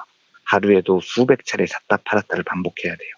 그런데 이거 한번 사고 팔 때마다 거래 수수료를 내야 됩니다. 그래서 이 선물 투자자들이 내는 수수료가 어마무시합니다. 그래서 좀 거래량이 큰 초대형 선물 투자자들은 증권에서 VIP 룸을 내줘요. 우리 증권사로 오시라고요. VIP 룸 내드리고 비서도 붙여줍니다. 제발 우리 증권사에서 거래해주세요. 이거죠. 그러니까 왜 매기 당구 밤새서 치면 승자는 중국집 사장하고 당구장 사장님이잖아요. 그런 식으로 자본주의도 마찬가지입니다. 모든 상품을 다 도박화를 시키면 그 도박화를 통해서 돈을 벌어가는 곳은 금융회사, 증권회사, 월가 자본 같은 곳입니다. 제가 아까 말씀드렸듯이 가상화폐의 취지에 저는 긍정적으로 생각하는 대목이 분명히 있습니다. 그런데 지금 이게 무슨 일이 벌어지고 있냐면 어제 말씀드렸듯이 이 비트코인이 시카고 옵션 시장에서 선물 거래가 되기 시작했습니다. 이제 도박판 소재가 된 거죠. 비트코인이요. 그렇지 않아도 투기 열풍에 논란이 있는데 선물까지 거래되면 이건 완전히 도박판이 돼버릴 겁니다. 그러면 달러 패권주의에 대항하는 전 세계적으로 유통되는 공정한 화폐 비트코인에 대한 의미는 어디로 사라져버리나요? 우리나라에서 지금 거래를 하는 사람들 중에 비트코인의 본질적인 의미를 이해를 하고 거래를 하는 사람이 과연 있겠습니까? 그걸로 누가 얼마나 벌었냐만 관심이 있을 뿐이죠. 그래서 저는 자본주의가 진짜 놀랍고 무서운 겁니다. 어떻게 하면 이렇게 사람들의 탐욕을 제대로 자극해서 원래는 안전하게 하자고 만든 건데 공정하게 하자고 만든 건데 이렇게 돈놀이 대상으로 삽시간에 변질시키는지 그게 놀라운 겁니다. 제가 특히 우울한 건 이 비트코인 투자 열풍이 제일 거센 곳이 우리나라라고 하죠. 지난주에는 한국이 세계 비트코인 거래량의 25%를 차지했다고 해요. 그러니까 미국 거래량을 제쳤다고 하더라고요. 우리나라 인구가 5,100만 명이고 미국은 3억 명이 넘는데 우리가 미국보다도 비트코인 거래량이 많으면 이건 굉장히 큰 문제가 있는 겁니다. 실제로 한국이 선물 옵션, 그러니까 공인된 도박장 거래량으로도 한때 압도적으로 세계 1위였어요. 그러니까 이 말은 무슨 말이냐면 우리나라 사람들이 이런 탐욕적 투기에 굉장히 민감하다는 겁니다. 그리고 저는 그 이유를 돈이 모든 것을 말해주는 세상, 돈만 벌면 모든 것을 다 할 수 있는 세상이라는 자본주의적 탐욕이 우리나라를 너무 강하게 지배하고 있기 때문이라고 생각을 합니다. 우리나라처럼 돈이면 뭐가 안 되는 나라가 없잖아요. 우리나라처럼 배송 노동자들의 생명을 담보로 하루 만에 총알처럼 배송해주는 나라가 어디 있습니까? 우리나라처럼 야식이 새벽까지 운영되는 나라가 어디 있습니까? 우리나라처럼 룸살롱 문화가 퇴폐적인 나라가 어디 있습니까? 그러니까 이 나라는 돈만 주면 안 되는 게 없는 나라가 돼버렸습니다. 그래서 탐욕이 계속해서 자극이 됩니다. 제가 한때 2000년대 중반에 모두 부자 되세요 이 광고 나왔을 때 진짜 너무 쇼킹했어요. 아, 이제 더 이상 대한민국에서 공동체를 회복하자는 시도가 자본주의의 탐욕을 좀 제어하는 방향으로 세상을 바꾸자는 시도가 진짜 어려워지겠구나 하고 되게 슬펐습니다. 예. 제가 잘못 생각하는 건가요? 우리나라처럼 누군가가 죽어도 기업이 돈을 버는 게 중요하다고 생각하는 나라가 또 어디 있겠습니까? 그 하찮은 영국조차도, 그 삐리리한 영국도 기업살인 처벌법을 만들어서 산업재해를 일으킨 기업들에게 엄청난 과징과 처벌을 돌립니다. 근데 이놈의 나라는 지금 크레인에서만 지금 몇 명이 죽어나가고 있냐고. 그런데 이게 안 고쳐집니다. 네. 사람 목숨이 뭐가 중요해? 돈이 중요하지. 라는 세계관이 재벌들을 중심으로 수십 년 동안 다져진 겁니다. 이렇게 돈 하는 세상이 돼버리니까 부자들이 너무 부러워요. 그래서 한판 크게 벌어서 돈 벌고 싶어 합니다. 이런 사람들이 넘쳐나니 세계에서 압도적으로 선물 옵션 시장이 1위의 거래량을 달리고 세계 비트코인 거래량의 4분의 1이 한국에서 이루어집니다. 그러니까 저는 이 모습이 너무 좀 슬프더라고요. 너무 지독한 자본주의가 돼버린 것 같아서요. 돈만큼이나 사람과의 관계, 사회의 복원, 연대와 협동의 가치 이런 게 확대되면, 그리고 우리의 복지 수준이 높아져서 누구나 다 인간답게 사는 사회가 되면, 물론 그렇다고 인간의 탐욕이 완전히 없어지지는 않겠지만 지금처럼 세계적으로 탐욕이 1위를 달리는 국가는 되지 않을 겁니다. 네. 그런데 우리는 너무나 이 탐욕에 찌들어 있어서 복지 수준도 너무나 떨어져 있어서 한탕을 꿈꾸는 세상이 돼버린 거죠. 예, 뭐 이 정도로 이틀에 걸쳐서 길고 지루했던 가상화폐 이야기를 정리할까 합니다. 부디 우리가 좀 돈이 모든 것을 말해주는 사회를 넘어서서 가상화폐의 본 모습이요, 그 본질을 좀 차분히 바라볼 수 있는 세상이 됐으면 좋겠습니다. 뭐 그런 희망으로 가상화폐에 대한 이야기를 이틀 동안 정리를 한번 해봤습니다. 예. 지옥의 출발점은 나 혼자 잘 먹고 잘 살아야지, 그 마음인 것 같아요. 그렇습니다. 정말 그렇습니다. 알겠습니다. 이완배 기자님 오늘 말씀 잘 들었습니다. 네, 감사합니다.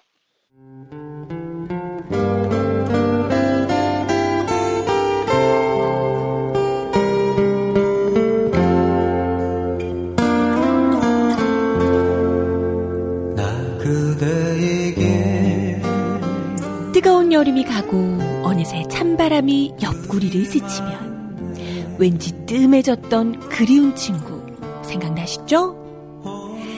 몇 년 만에 만나도 바로 어제 본 것 같은, 말 안 해도 내 마음 누구보다 잘 알아주던 속 깊고 다정한 친구 다 있잖아요. 마치 민중의 소리 같은? 이렇게 마음 맞는 친구랑 뜨거운 국물에 소주 한 잔이면 같이 할까요? 당신의 든든한 절친 민중의 소리가 오늘도 당신을 응원합니다.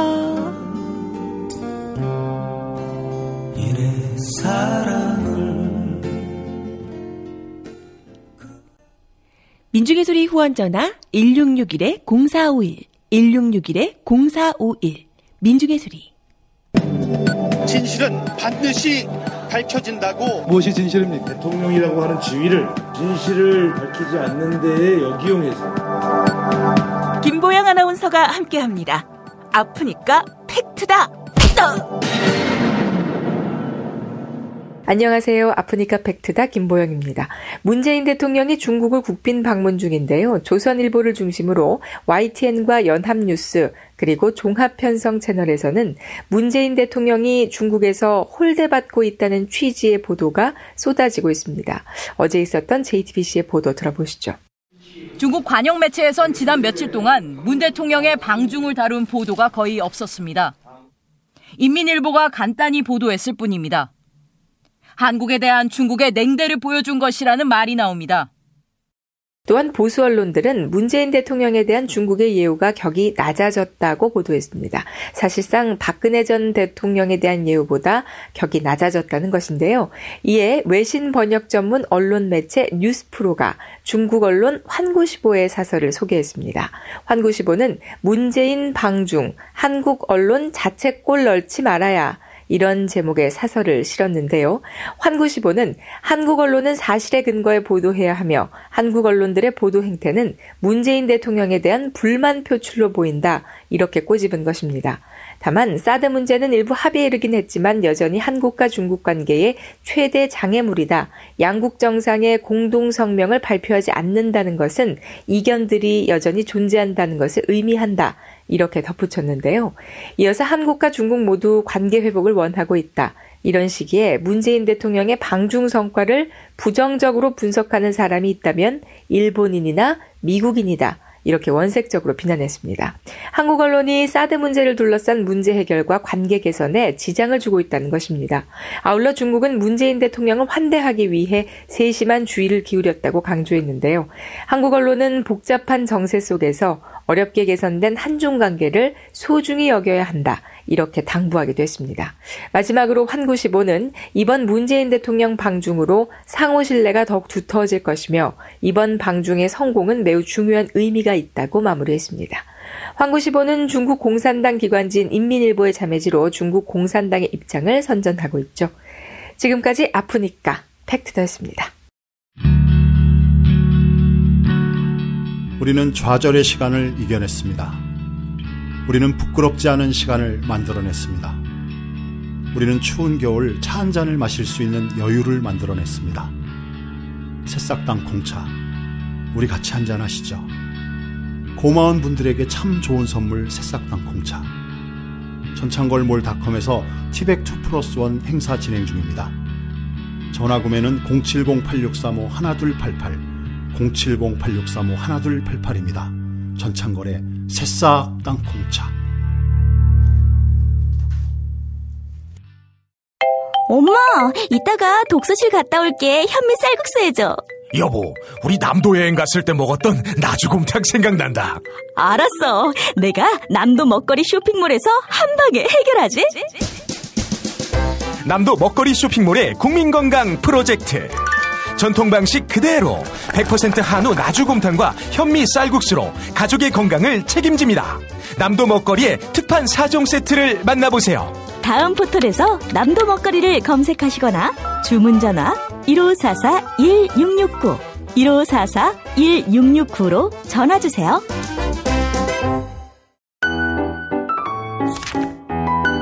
오빠, 정말? 진짜? 드디어? 벤지 천지개벽 업데이트. 월드 서버 오픈. 27개 반지의 주인이여, 최강 대 최강. 하늘이 열린다. 천지개벽 벤지. 지금 다운로드.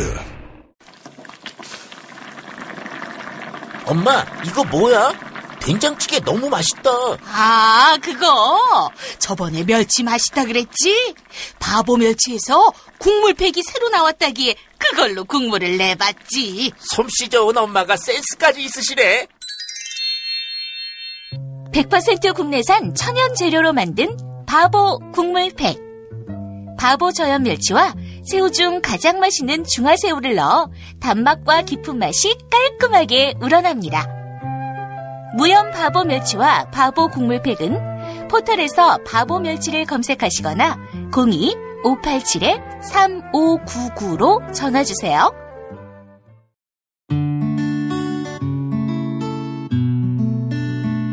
당신과 내가 좋은 나라에서 그 정의로운 나라 그곳에 산다면 난 그냥 좋아서 웃기만 할 거예요. 당신의 뉴스 보좌관 김용민 브리핑.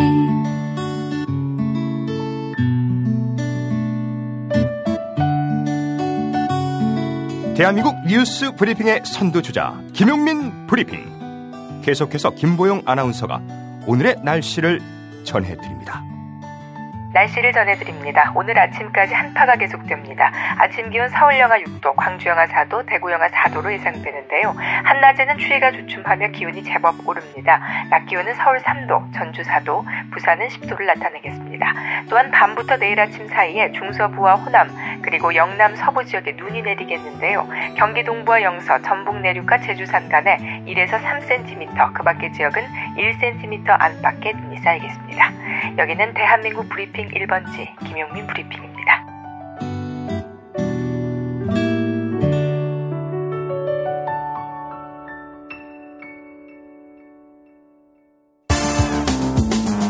오늘을 읽는 책, 문학평론가인 국민대학교 국문학과 정선태 교수와 함께합니다. 정선태 국민대 교수님과 함께하겠습니다. 교수님. 네, 안녕하세요. 네, 교수님. 드디어 이제 금요일입니다. 네, 금요일입니다. 우리 이완배 기자 얘기 들으니까 목요일이 지나면 폭음을 한다 그러던데 저도 그래요. 폭음은 못하고 네. 아주 마음이 편해집니다.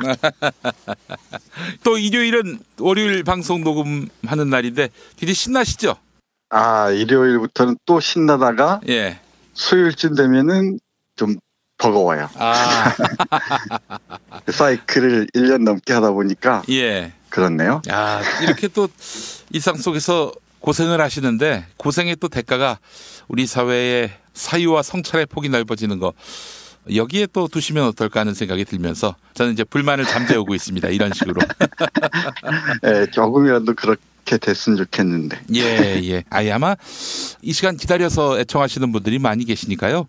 교수님, 뭐 시간이 갈수록 또 횟수가 늘어날수록 보람의 양도 늘어날 것이라고 생각합니다. 보람도 더 커질 것이다. 아이, 그럼요. 당연하죠. 예.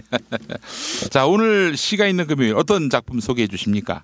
네, 오늘은 곽효환 시집 인디오 여인에서 몇 편 골랐는데요. 예. 우리가 이번 주에 여행에 대해서 얘기했잖아요. 여행을 많이 다닌 시인인 것 같습니다. 곽효환 시인의 시를 읽어드리겠습니다. 인디오 여인이면 뭐 인도 여인을 말하는 겁니까? 아닙니다. 이 라틴 아메리카 쪽에 마야 잉카 문명이 있는 곳이 있죠. 네, 그쪽을 쭉 돌아다니기도 했고 러시아도 갔고요. 곳곳을 다니면서 쓴 시들입니다. 그 중에서 한 편 먼저 보겠습니다. 딱 어울릴 것 같은데 예. 서사시 읽는 겨울밤입니다. 서사시 읽는 겨울밤. 네. 긴 겨울밤에는 긴 시를 읽는 게 어울릴 것 같아서 서사시를 읽다가 아니지, 연애시도 좀 읽어야 되는데 뭐 이런 반전이 있는 시예요. 금강이라는 신동엽의 서사시 잘 아시죠? 그럼요. 뮤지컬도 있고요. 네, 그 책 한 권 분량인데 그런 서사시들 또 뭐 일리어드 오디세이 같은 것도 대서사시들이죠. 근데 그런 서사시 말고 가끔씩은 연애시도 읽고 그래야 될 것 같은데 한번 보겠습니다. 창밖 눈 가득한 겨울밤 서사시를 읽는다. 지난 여름과 가을 무성했던 기억들은 어느새 까마득하고 은빛 노을이 일렁이던 셋강의 하구가 드러낸 시커먼 밑동이로 눈 가득하다. 나목들이 피워내는 흐드러진 눈꽃으로 가지가 휘청한데 서사시의 주인공들의 삶은 대개 비극이었다. 사내는 일생을 방황하고 눈멀고 몸뚱이와 마음이 피폐해진 채로 죽어갔다. 더러 어렵게 고향으로 돌아가기도 했으나 환영받기보다는 의지할 곳을 찾지 못하고 비루하게 생을 마감했다. 여인들은 막연한 기대 속에 외롭고 쓸쓸하게 혹은 처연하게 오늘같이 눈이 푹푹 내리는 겨울밤에 누군가를 기다리다 시들어갔다. 아무도 올 것 같지 않은 밤, 누군가를 기다린다. 다시 눈 내리고 또 쌓이고 작은 어촌 마을 포구의 밤은 깊은데 지난 계절의 운명처럼 혹은 스칠 듯이 지나간 그녀의 얼굴도 이름도 희미하다. 순이었던가 어디서 개 짖는 소리가 들린다. 눈 쌓인 모래톱 위로 파도가 쓰러진다. 눈시울이 붉어진다. 펑펑 쏟아지는 눈을 거침없이 삼키는 바다가 한눈에 보이는 창가에서 서사시를 읽는 밤. 오지 않을 누군가를 기다리는 사랑이라니. 어쩌면 이 밤 나는 서정시를 읽었어야 했다. 아니 그리 길지 않은 연애소설을 읽었어야 했다. 책을 덮었어야 했다. 네, 이런 시입니다. 어느 포구에서 긴 서사시, 그것도 비극적인 서사시를 읽다가 마음이 더 아파졌던 모양이죠. 그러면서 이럴 때는 사랑의 시도 사랑시는 괜찮은데 하는 그런 내용입니다. 이런 시들은 의미를 하나하나 뭐 뜯어서 보기보다는 그냥 울림으로 듣는 것도 좋을 것 같아요. 이런 겨울밤이면은 시 한 편 읽으면서 두런두런 얘기하는 것도 참 좋을 것 같습니다. 전 눈 감고 들었습니다.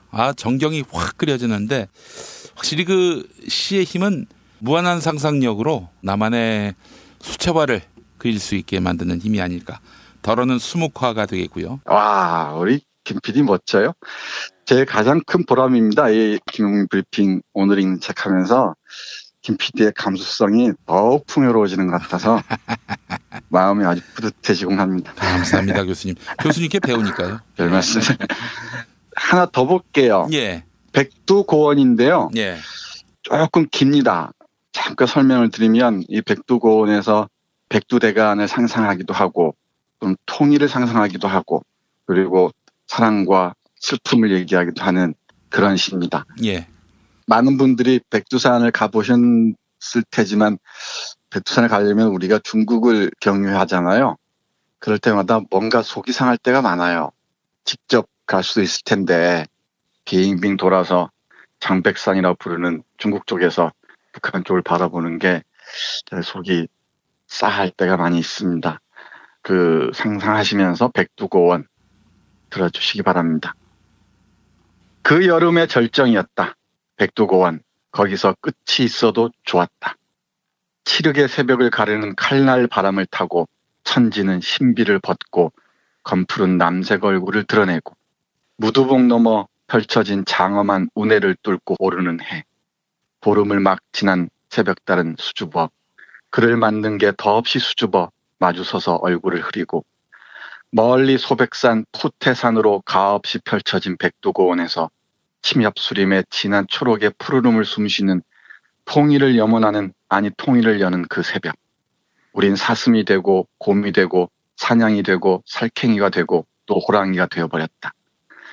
백예봉을 뛰어넘어 삼지연에서 맑은 물을 마시고 거침없이 백두폭포를 거슬러 올라 이깔나무, 가문비나무, 분비나무 가득한 미령 계곡을 달리고 또 뛰어올랐다. 장군봉과 향도봉이 하늘을 떠받친 개활지에서 통일되어 다시 이곳에서 만나자던 그 새벽의 의연한 아름다움, 그 새벽의 장엄한 서사, 그 새벽에 펼쳐진 빛의 협연, 거기서 끝이어도 좋았다. 백두대간의 시원, 산맥이 시작되고 압록강과 두만강을 가르고 광활한 북방 대륙을 꿈꾸는 그곳에서 통일을 보았다. 분단과 시간의 벽을 넘어선 새로운 시작의 서곡을 목 놓아 불렀다. 다시 시작이었다. 본래 하나였듯이 다시 하나였고 하나가 되었다. 분명 하나였고 시작이었고 통일이었다. 네, 여기까지 1년만 읽어드렸습니다. 예. 좋죠. 예. 우리 백두대간의 시원을 보면서 동시에 또 새로운 출발, 새로운 통일의 시작을 염원했던 것 같습니다. 예. 백두대간의 찬 바람이 아직도 몸에 아주 아찔하게 느껴지네요. 그리고 야간 열차에서 만난 사람이라는 시인데요. 우리가 여행을 가다 보면은 다른 세상, 다른 사람을 만나러 간다고 늘 하잖아요. 근데 정작 자신을 만나러 가는 경우가 많습니다. 요즘은 야간 열차를 많이 타지 않아서 잘 모르겠는데 또 KTX는 너무 빨라서 그런 감흥이 별로 없습니다만은 밤 열차를 탈 경우 창가에 비치는 얼굴이 꼭 있죠. 그게 바로 자신의 얼굴입니다. 그래서 이 야간 열차에서 만난 사람은 바로 자신이라는 점을 생각하면서 들으시면은 여행이란 무엇인가 생각하실 수 있을 것 같습니다. 예. 여행은 곧 자신을 만나러 가는, 내가 미처 몰랐던 나를 만나러 가는 여정인지도 모르겠습니다. 이 시 참 좋아요. 읽어드리겠습니다. 여수행 전라선 마지막 열차. 자정을 앞둔 밤 열차는 우울하다. 듬성듬성 앉은 사람들을 지나 자리를 찾고 헝클어진 머리를 쓸어 올리고 긴 숨을 내뿜고 나면 일정한 간격으로 덜그럭거리며 출렁이는 리듬을 따라 차창 밖으로 불빛이 흘러간다. 강을 건너 한참을 달려도 끝없이 이어지는 야경들, 틈새가 없다. 문득 창 밖으로 어디서 본 듯한 그러나 낯선 얼굴이 물끄러미 나를 보고 있다. 나는 그에게, 그는 나에게 무엇인가 할 말이 있는 것 같은데, 무엇인가 곧 물을 것만 같은데 정작 말이 없다. 흘러간 불빛만큼이나 아득한 지난 날들에서 누군가를 찾는데 없다. 나도 그도 아무도 없다. 문득 대전역에서 뜀박질하며 뜨거운 우동 국물을 먹고 싶다. 옛날처럼. 네, 이런 시입니다. 제가 타고 다녔던 열차와 같은 것 같습니다. 여수행 전라선 마지막 열차. 예. 이런 수도권을 쭉 지나고 나면은 용인쯤 지나고 나면 이제 밤에 캄캄해지기 시작했죠. 요즘은 뭐 동탄까지 쭉 이어져서 별 어두운 풍경들이 없지만 예. 이 야경을 지나고 나면은 캄캄한 밤에 차창에 비치는 얼굴이 바로 나죠. 어디서 본 듯하지만 낯선 얼굴이 물끄러미 나를 바라보고 있습니다. 그리고 나는 그에게, 그는 나에게 뭔가를 할 말이 있는 것 같은데 할 말이 없습니다. 그러니까 우리가 내 자신하고 얼마나 깊은 대화를 하는지 한 번쯤 생각해 보시면 좋겠습니다. 예. 이게 바로 여행에서 만나는 나의 모습이 아닌가 싶어요. 교수님, 그 전라선 어느 역에서 내리셨습니까? 저는 남원역에서 내렸습니다. 남원역에서. 네. 전 처가댁이 임실이라서 임실역에서 내린 적도 있었고. 네, 임실, 오수, 남원 이러죠. 예, 관촌. 네, 관촌도 있습니다. 관촌은 완행열차만 멈췄는데. 그렇죠. 예. 한 편 더 볼게요. 이건 꼭 읽어드려야 할 것 같습니다. 예. 오늘은 국내 여행으로만 아쉬움을 달래겠습니다. 예. 겨울이면 또 순천만도 생각이 나요.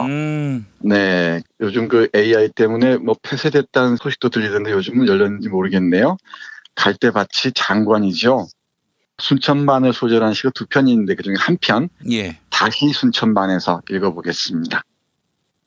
폭우는 여름날에 남은 신혈을 뿜어내고 갈대는 다시 흔들리고 있다.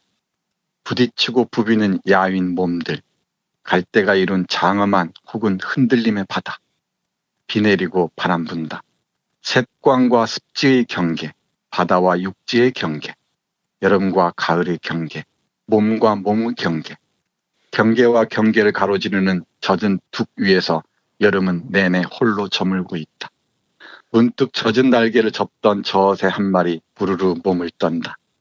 석양 무렵의 그대, 눈빛은 여전히 형형한데 몸은 영혼은 좀채 움직이지 않는다. 염습지에 칠면초 한 물이 붉게 물이 올랐다. 네, 순천만을 보면서 이 흔들리는 바다를 보면서 그 경계에서 또 자신의 몸과 영혼을 깊이 타진해 보는 것 같습니다.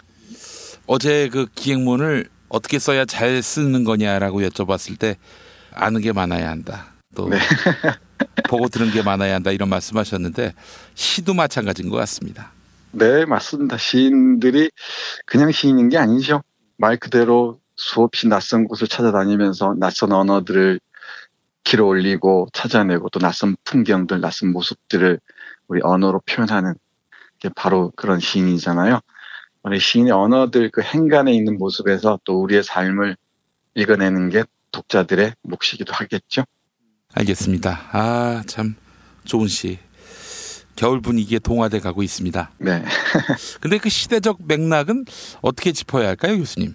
곽현 씨는 지금도 뭐 왕성하게 활동하고 있는 시니까요. 예. 우리 시대와 같이 호흡하고 있다 생각하시면 좋을 것 같습니다. 근데 아무래도 이제 나이가 나이여서 아마 이 40, 50대쯤 되신 분들에게는 훨씬 더 가깝게 와 닿을 것 같습니다. 예. 그 시집을 한 편 이렇게 다시 읽다 보면은 안 보이던 구절들이 보이곤 해요. 예. 막연하게 오늘 어떤 시집을 골라서 읽어드리면 좋겠다라고 생각해서 펼쳐보면은 전혀 눈에 띄지 않던 게 있기도 한데 우리 또 시사 브리핑이니까 어쩔 수 없이 이런 게 눈에 띄는 것도 같습니다. 저울이라는 시인데 그중 한 행만 읽어드릴게요. 예. 요즘 사법부 쪽이 영 뭔가 좀 미심쩍은 지점들이 많죠. 예. 사법부 하면 정의의 여신 디케의 저울을 상상하지 않을 수가 없는데 눈 가린. 그렇죠. 근데 우리 사법부는 눈을 뜨고 있는 것 같아요. 눈을 뜨고서 자신들이 관심이 있거나 이러면은 모든 걸 다른 방식으로 해결하는 것 같습니다. 죄의 무게를 정확히 달아야 되는데 그 죄의 무게를 제대로 못 달고 우리들을 이렇게 힘들게 하는 것 같습니다. 저울이라는 시의 한 연말 읽어드리고 마무리하겠습니다. 예. 정의의 여신 디케는 한 손에 저울을 다른 한 손에는 칼을 지켜들고 있다. 쭉 뻗은 손끝에 쥔 천칭. 그는 줏대를 중심으로 가지런히 지른 막대 끝에 달린 저울판 한편에 올려진 죄의 무게를 가늠한다. 천으로 눈을 가린 그는 아주 오래전부터 보지 않고도 죄의 무게를 안다. 사연 없고 죄 없는 사람 있으랴마는 정작 그의 죄를 달아줄 리가 없다. 네, 이렇게 얘기하는데 이 시인의 말대로 저울을 든 정의의 여신이라고 하는 그들의 죄는 누가 달 수 있을지 한번 생각하게 됩니다. 감히 우리에게 죄를 묻다니 무엄하다 이렇게 꾸짖을 것 같은데요. 그런 선민의식들이 언제까지 갈지는 모르겠습니다만은 정말 말 그대로 디케의 신, 정의의 신이 살아있는, 살아 숨쉬는 그런 시절이, 그런 시대가 오기를 바랍니다. 그러기 위해서라도 조금은 더뎌 보이기도 하고 조금은 비치적거리는 것처럼 보이기도 하지만은 다시 말씀드립니다만은 눈을 부릅뜨고 똑똑히 지켜봐야 할 것 같습니다. 예. 그리고 여행을 하면서도 또 저울도 한 번쯤은 생각해 봐야 할 것 같습니다. 알겠습니다. 정선태 교수님 오늘 말씀 잘 들었습니다. 네, 고맙습니다. 생활인을 위한 꿀팁. 집 2채에 월 10,000원 화재보험 카페. 화재 배상, 심지어 도난 피해까지. 여기에 더해 가전제품 고장 수리비까지. 우와, 우리 집 말고 부모님 집까지 2집에 월 10,000원이라고요?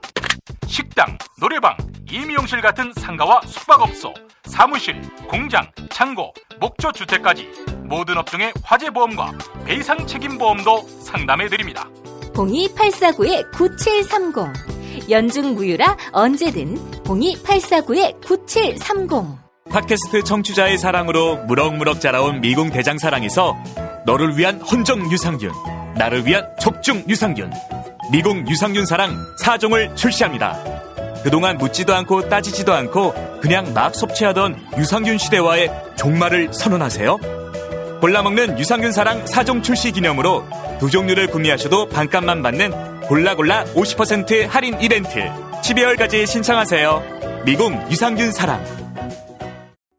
야, 너 홍어 판다 그랬지? 팔지. 근데 홍어가 진짜 그렇게 몸에 좋아? 아니, 끝내준다니까. 우리 엄마 관절염인데? 홍어. 나 숙취는? 홍어. 마누라 다이어트는? 홍어. 큰이모 변비? 홍어. 작은형 소화불량은? 홍어. 여동생 피부? 홍어. 큰 누나 주름? 홍어. 명절 때 선물은? 홍어라니까. 근데 비싸지? 별나 싸고 열나 맛있는 홍어가 있다니까. 어디? 알싸한 홍어. 1599-6456.com 혹은 1599-6456 전화 주문도 가능합니다. 이주노동 희망센터 이사 권영국 변호사입니다. 이주노동 희망센터는 동남아시아 저개발 국가의 이주노동자들과 함께하고 있습니다. 시골 오지 마을에 학교를 만들고 마을 주민들이 공동체를 이루어 운영하도록 돕습니다.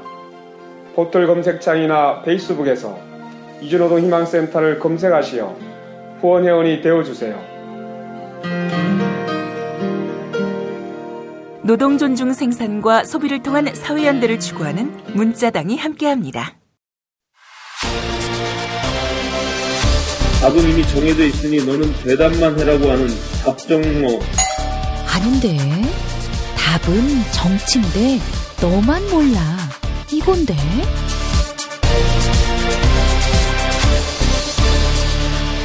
국민보좌관 김성회의 답정너.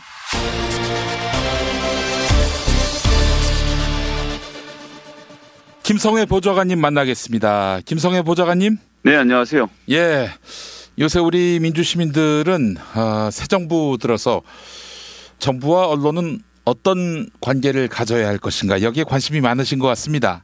네, 그렇습니다.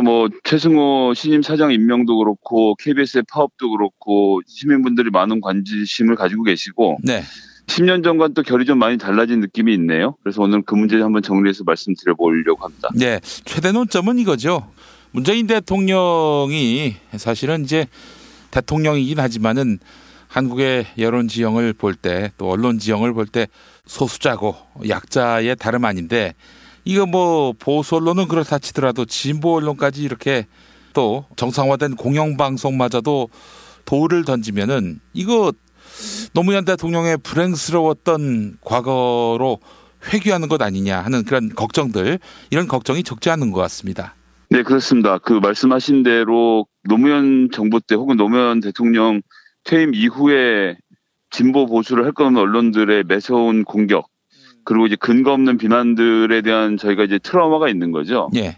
근데 이제 돌이켜보면 노무현 대통령께서도 검찰과의 손을 떼겠다, 그리고 국정원장의 보고를 받지 않겠다고 하면서 검찰과 국정원의 개혁을 시도하셨었잖아요. 예, 예.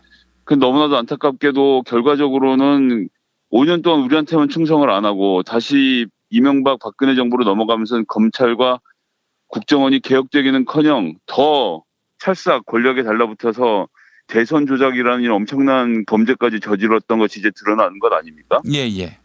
그래서 이제 지지자분들 생각하시기에는 어떻게 된 게 우리가 정권을 잡으면 권력의 편에 세울 수 있는 검찰이라든가 국정원이라든가 언론이라든가 이런 것들을 다 그냥 놔주는지 하는 그런 마음도 드실 것 같아요. 사실 이제 속심을 솔직하게 저도 말씀드리면 예를 들어서 MBC나 KBS가 노무현 김대중 대통령 때는 정부 비판을 매섭게 하다가 이명박 박근혜 정부 들어서는 사장을 이제 말 같지 않은 사람을 교체해서 그 언론사가 망가질지언정 어쨌든 정권에 충성한 언론을 만들어냈단 말이죠. 그래서 정말 가짜는 내용들을 보도하게 하고 했는데 그런데 다시 또 문재인 대통령이 당선되고 나니 정권의 입맛에 별로 맞출 것 같지 않은 사람들이 또 사장이 된단 말입니다.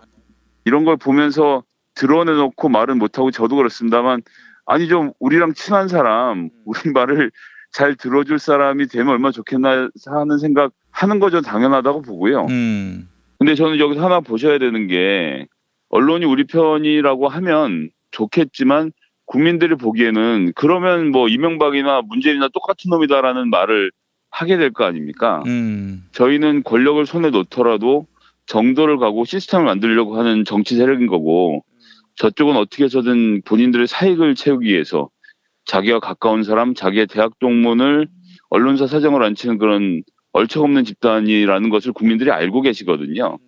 그렇기 때문에 저희가 이제 단기적으로 봤을 때는 검찰이나 국정원 또는 언론을 우리가 부릴 수 있는 권력임에도 불구하고 손을 놔주는 것처럼 보이지만 장기적으로 봤을 때는 국민들이 진보개혁 세력이 훨씬 더 안정적으로 국정을 운영할 수 있는 집단이라는 생각을 하게 될 거라고 봅니다. 예. 그리고 전 좀 봐주셨으면 좋겠는 게 문재인 대통령이 물론 노무현 대통령의 비서실장도 했고 오랜 기간 동안 친구였고 하는 관계가 있지만 문재인 대통령은 노무현 대통령을 극복하기 위해서 혹은 계승하기 위해서 정권을 잡은 사람이 아닙니다. 그 이제 보수가 이제 더 씌우기 좋아하는 프레임이 노무현의 아류다. 노무현의 하늘 풀기에서 나왔다. 이런 얘기를 자꾸 하는데 저희들이 거기에 휘말려 들 필요가 전 전혀 없다고 생각하거든요.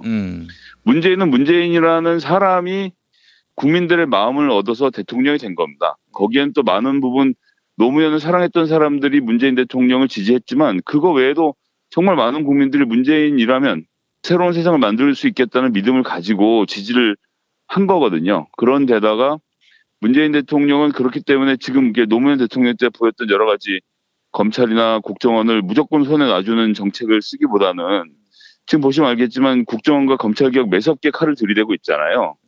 그러니까 환골탈태 말 그대로 기초부터 모든 것을 새롭게 만드는 과정을 가져오고 있고 전 언론도 그런 것의 하나의 측면이라고 봐야 한다고 봅니다. 그래서 그런 전략 속에서 최승호 사장이 이제 임명이 됐는데 최승호가 그러면 문재인 대통령 편을 될 것이냐? 아니겠죠. 저는 아닐 거라고 생각하거든요. 언론 사장을 제가 함부로 말씀드린 그렇습니다만 최승호 PD라는 분이 원래 기계적인 중립성을 좀 강조하는 그런 스타일이기도 합니다. 그렇기 때문에 걱정하신 대로 MBC가 정권에 필요 이상의 칼을 들이대고 이러는 것들을 생각하실 수 있겠는데요. 전 여기서 좀 보셔야 되는 것은 MBC 노조의 거의 200일에 가까운 싸움, 그리고 이전에도 한번 파업을 크게 하고 정말 많은 구성원들이 희생당하고 다치고 직장에서 쫓겨나고 정말 고통의 시간을 보냈지 않습니까? 그 결과로 사장이 바뀐 겁니다. 이건 뭐냐면 물론 촛불시민의힘, 정권 교체, 그다음에 박문진 이사의 교체라는 여러 가지 요인들이 복합적으로 작용했지만 그 중심에는 노조의 싸움이 있었던 거거든요. 이건 뭐냐면요. 노조가 사장을 갈아치우는 역사적 경험을 가지는 겁니다. 그러니까 최승호 PD가 어떻게 생각을 하더라도 최승호 사장이 이번 문재인 정부는 무조건 조져야 된다라고 생각을 하더라도 이제는 그 구성원인 언론 노조원들이 최승호 사장의 말을 듣지 않을 거예요. 그렇기 때문에 최승호 사장이 정권의 말을 듣지 않는 것처럼 MBC 노조도 사장의 말을 들어서 언론 보도를 하지 않을 것입니다. 지난 기간 동안의 싸움, 특히나 국민들에 대한 고마움을 마음에 품고 일을 할 것이기 때문에 저는 그런 점에 대해서는 기대를 좀 할 수 있다는 생각을 하고요. 또 한편으로 더 중요하게는 조중동, MBC, KBS 뭐 이런 거대 언론사들의 탄압, 압박 뭐 이렇게 얘기하지만 이번 대선 과정에서 그리고 탄핵 과정에서 보셨겠지만 이미 그들은 아젠다를 선점할 수 있는 능력을 대부분 상실했습니다. 오히려 언론이라는 것의 역할은 축소가 됐고 그 부분을 시민들의 목소리라는 것이 강화가 됐지 않습니까? 각종 커뮤니티 그리고 뭐 페이스북, 트위터 등의 SNS를 통해서 국민들의 마음을 움직이는 기사면 누구도 모르는 아주 소수 언론사에서 나왔던 기사라도 혹은 블로그에 써져 있는 글이라도 뭐 몇십만 명씩 몇백만 명씩 그 글을 보고 공감을 하게 되는 거고요. 소위 말하는 대조선일보에서 무슨 기사를 쓰더라도 아무도 읽지 않으면 그건 쓰레기가 되는 거거든요. 네, 그렇죠. 예, 전 그런 과정이 있었다고 보고 또 하나 중요하게는 예전에 저희가 이제 2000년대 초반이나 1990년대 뭐 하이텔, 천리안 이런 거 하던 시절 혹시 아시는 분들이 있을지 모르겠는데 예. 그런 시절에는 아주 일부 사람들만 컴퓨터에 접속해서 글을 쓰고 대화를 나눴어요. 그래서 저희들은 그때부터 그 사람들을 네티즌이라고 불렀는데 네티즌이란 말 자체는 뭔가 좀 부정적인 뜻이 있는 거죠. 오타쿠고 자기들끼리만 뭘 하고 이런 사람인 것처럼 비하하는 표현이 네티즌에 들어있었기 때문에 일반 국민의 여론과 네티즌의 여론이 다른 것처럼 말을 해왔지만 이제 스마트폰이 보급된 이후에 전 국민이 다 쓰고 있는 거 아닙니까? 그래서 기자들 요즘 제일 무서운 게 전화 한 세 통하고 기사를 쓰고 나면요. 그 분야의 최고 전문가, 정신과 전문의 혹은 뭐 판사 이런 사람들이 페이스북이니 트위터니 자기 블로그에 글을 쓰는 거예요. 오늘 기자가 이런 내용을 얘기했는데 이건 이런 점에서 틀렸고 법 조항을 보면 이렇고 이런 증상을 봤을 때 이 사람이 정신병이라고 보는 건 어렵다고 이런 종류의 글들을 현직 박사들이 쓰고 있으니까 이거를 당해낼 방법이 없는 거죠. 그러니까 기자들이 실제로 만나봐도 굉장히 스트레스 받습니다. 예전에 데스크의 검증만 통과하면 됐는데 이젠 국민검증단의 검증을 통과해야 되는 더 어려운 일이 남아있는 거거든요. 그렇기 때문에 함부로 기사를 쓸 수 없는 사회가 온 거죠. 그리고 거기 달리는 댓글들도 무슨 욕설이 아니라 정말 날카롭게 비판하는 댓글들 보고 있으면 기자들 사람인 이상은 스트레스를 받게 돼 있는 거거든요. 예. 그렇기 때문에 저는 언론과 권력의 관계 지금 전 권력이 잘하고 있다고 생각하고요. 시스템대로. 그리고 이전 정권에서 권력에 부역했던 사람들 쳐내는 작업 매섭게 하고 있지 않습니까? 전 그대로 가면 된다고 생각하고 새로운 언론은 그 구성원들이 잘 만들어야죠. 잘 만들고 대신 국민들이 감시를 철저하게 하면 된다고 생각합니다. 예. 지금 저희 SNS에서 갖고 있는 온라인에서 갖고 있는 저희 청취자분들도 특히 그렇습니다만 이 시민의 힘이라는 것은 정말 어마어마하게 거대해졌고요. 이 힘을 기자들이 신경 쓰지 않을 수 없기 때문에 앞으로는 어느 쪽에 편향된 이야기들 절대 쉽게 꺼내기 어려울 것이라고 저는 그렇게 좀 전망을 해보겠습니다. 예, 알겠습니다.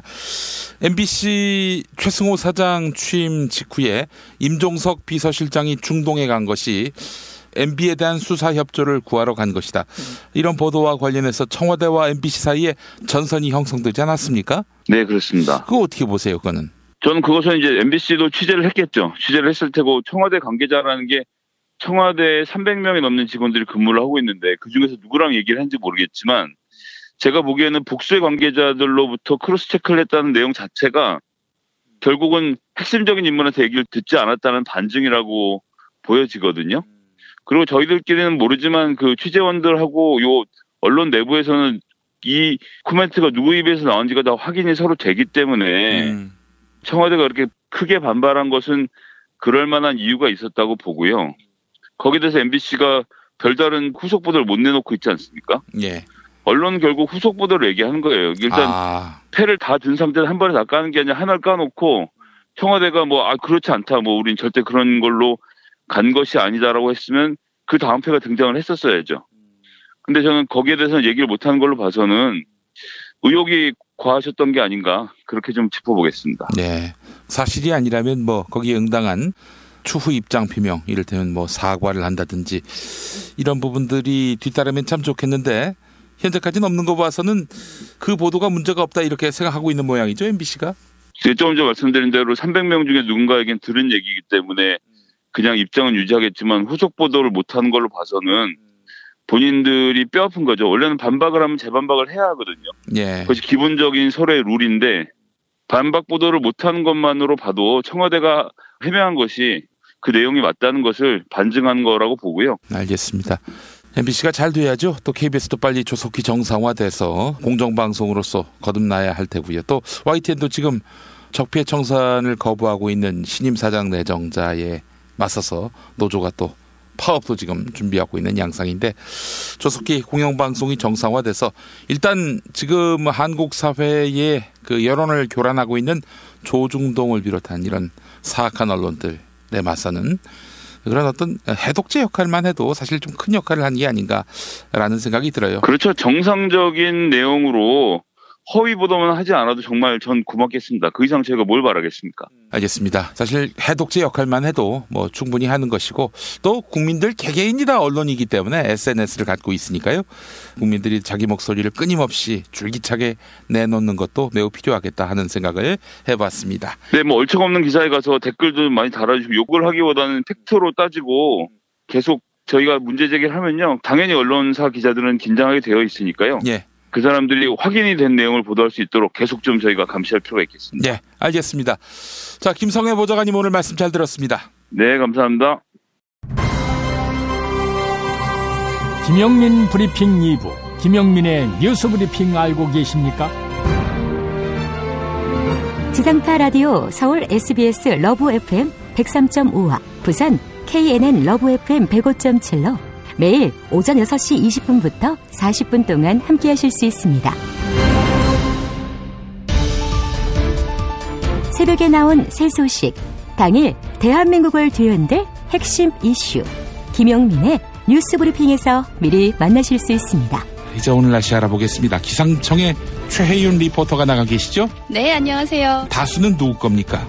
제 건 아닙니다. 아, 그렇군요. 뉴스 더하기 뉴스, 김영민의 뉴스 브리핑, 최고의 브리핑 놓치지 마십시오.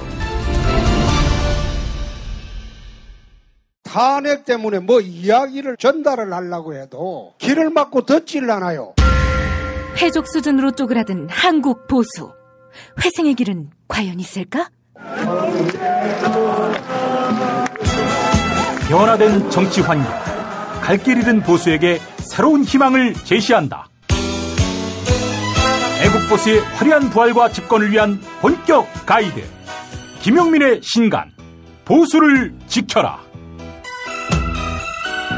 진중권도 투표하는 보수 정당, 광주에서도 일당이 될 수 있는 보수 정당, 젊은이들의 입당이 줄을 잇는 보수 정당.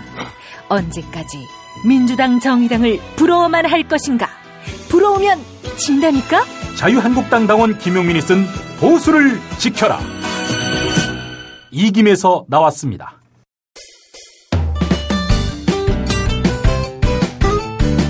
뉴스 폴앤베리 순서입니다. 팔로워 90만이 넘는 김용민 트위터에서는 매일 설문조사가 진행되고 있습니다. 어제 최순실의 1심 결심 공판이 있었는데요. 검찰이 최순실에게 징역 25년과 벌금 1,200억 그리고 추징금 80억을 구형했습니다. 이에 최순실 측 이경재 변호사는 옥사하라는 이야기다 이렇게 반발했는데요. 시민들은 검찰의 구형량을 어떻게 받아들이고 있을까요? 오늘 새벽 6시까지 모두 3,113분이 의견 남겨주셨습니다. 89%, 10명 가운데 9명은 구형량이 더 많아야 한다. 이런 입장을 밝혀주셨습니다. 나머지 10%의 시민들은 징역 25년 정도면 적정하다. 이렇게 응답해 주셨습니다. 구형량이 과하다. 이런 의견은 단 1%였습니다. 트위터 의견 볼까요? 메인부님, 나라를 쑥대밭으로 만들었는데 25년뿐이라니 무기징역을 때려야 하는 거 아닌가요? 라고 하셨고, 문화비평님, 감방에서 평생 썩는 것도 중요하지만 재산 몰수도 중요합니다. 라고 해주셨습니다. 최순실 은닉재산 환수를 위한 국회 입법, 여러분 관심 많이 가져주시기 바랍니다. 설문조사에 참여해주신 여러분 감사합니다.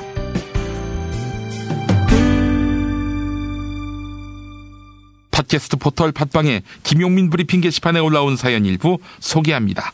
레드라이언님, 기각광 권순호 판사의 항복선언이다 이런 글 남기셨는데, 구속 적부심사 이것까지 봐야 되는 거 아니겠습니까? 네. 꿀잼님, 김프로의 예측이 틀리길 바랐습니다. 그래도 김프로 파이팅 하셨습니다. 뭐 김프로의 예측이 설득력이 없거나 논리가 부족한 건 아니지만 여하간 틀렸습니다. 개망신입니다. 월요일 깨소금 토크 기대해 주시기 바랍니다.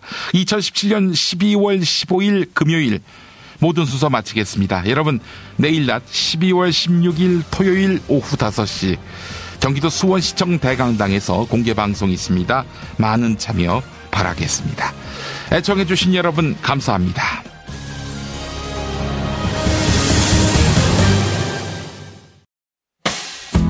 김용민 브리핑과 함께한 시간 어떠셨어요? 다음 시간에도 보다 바르고 알차며 즐거운 정보로 여러분을 찾아가겠습니다. 팟캐스트 포털 팟빵에서 다운로드하기, 구독하기, 별점 주기, 댓글 달기로 응원해주세요. 잊지 마세요. 다운로드하기, 구독하기, 별점 주기, 댓글 달기.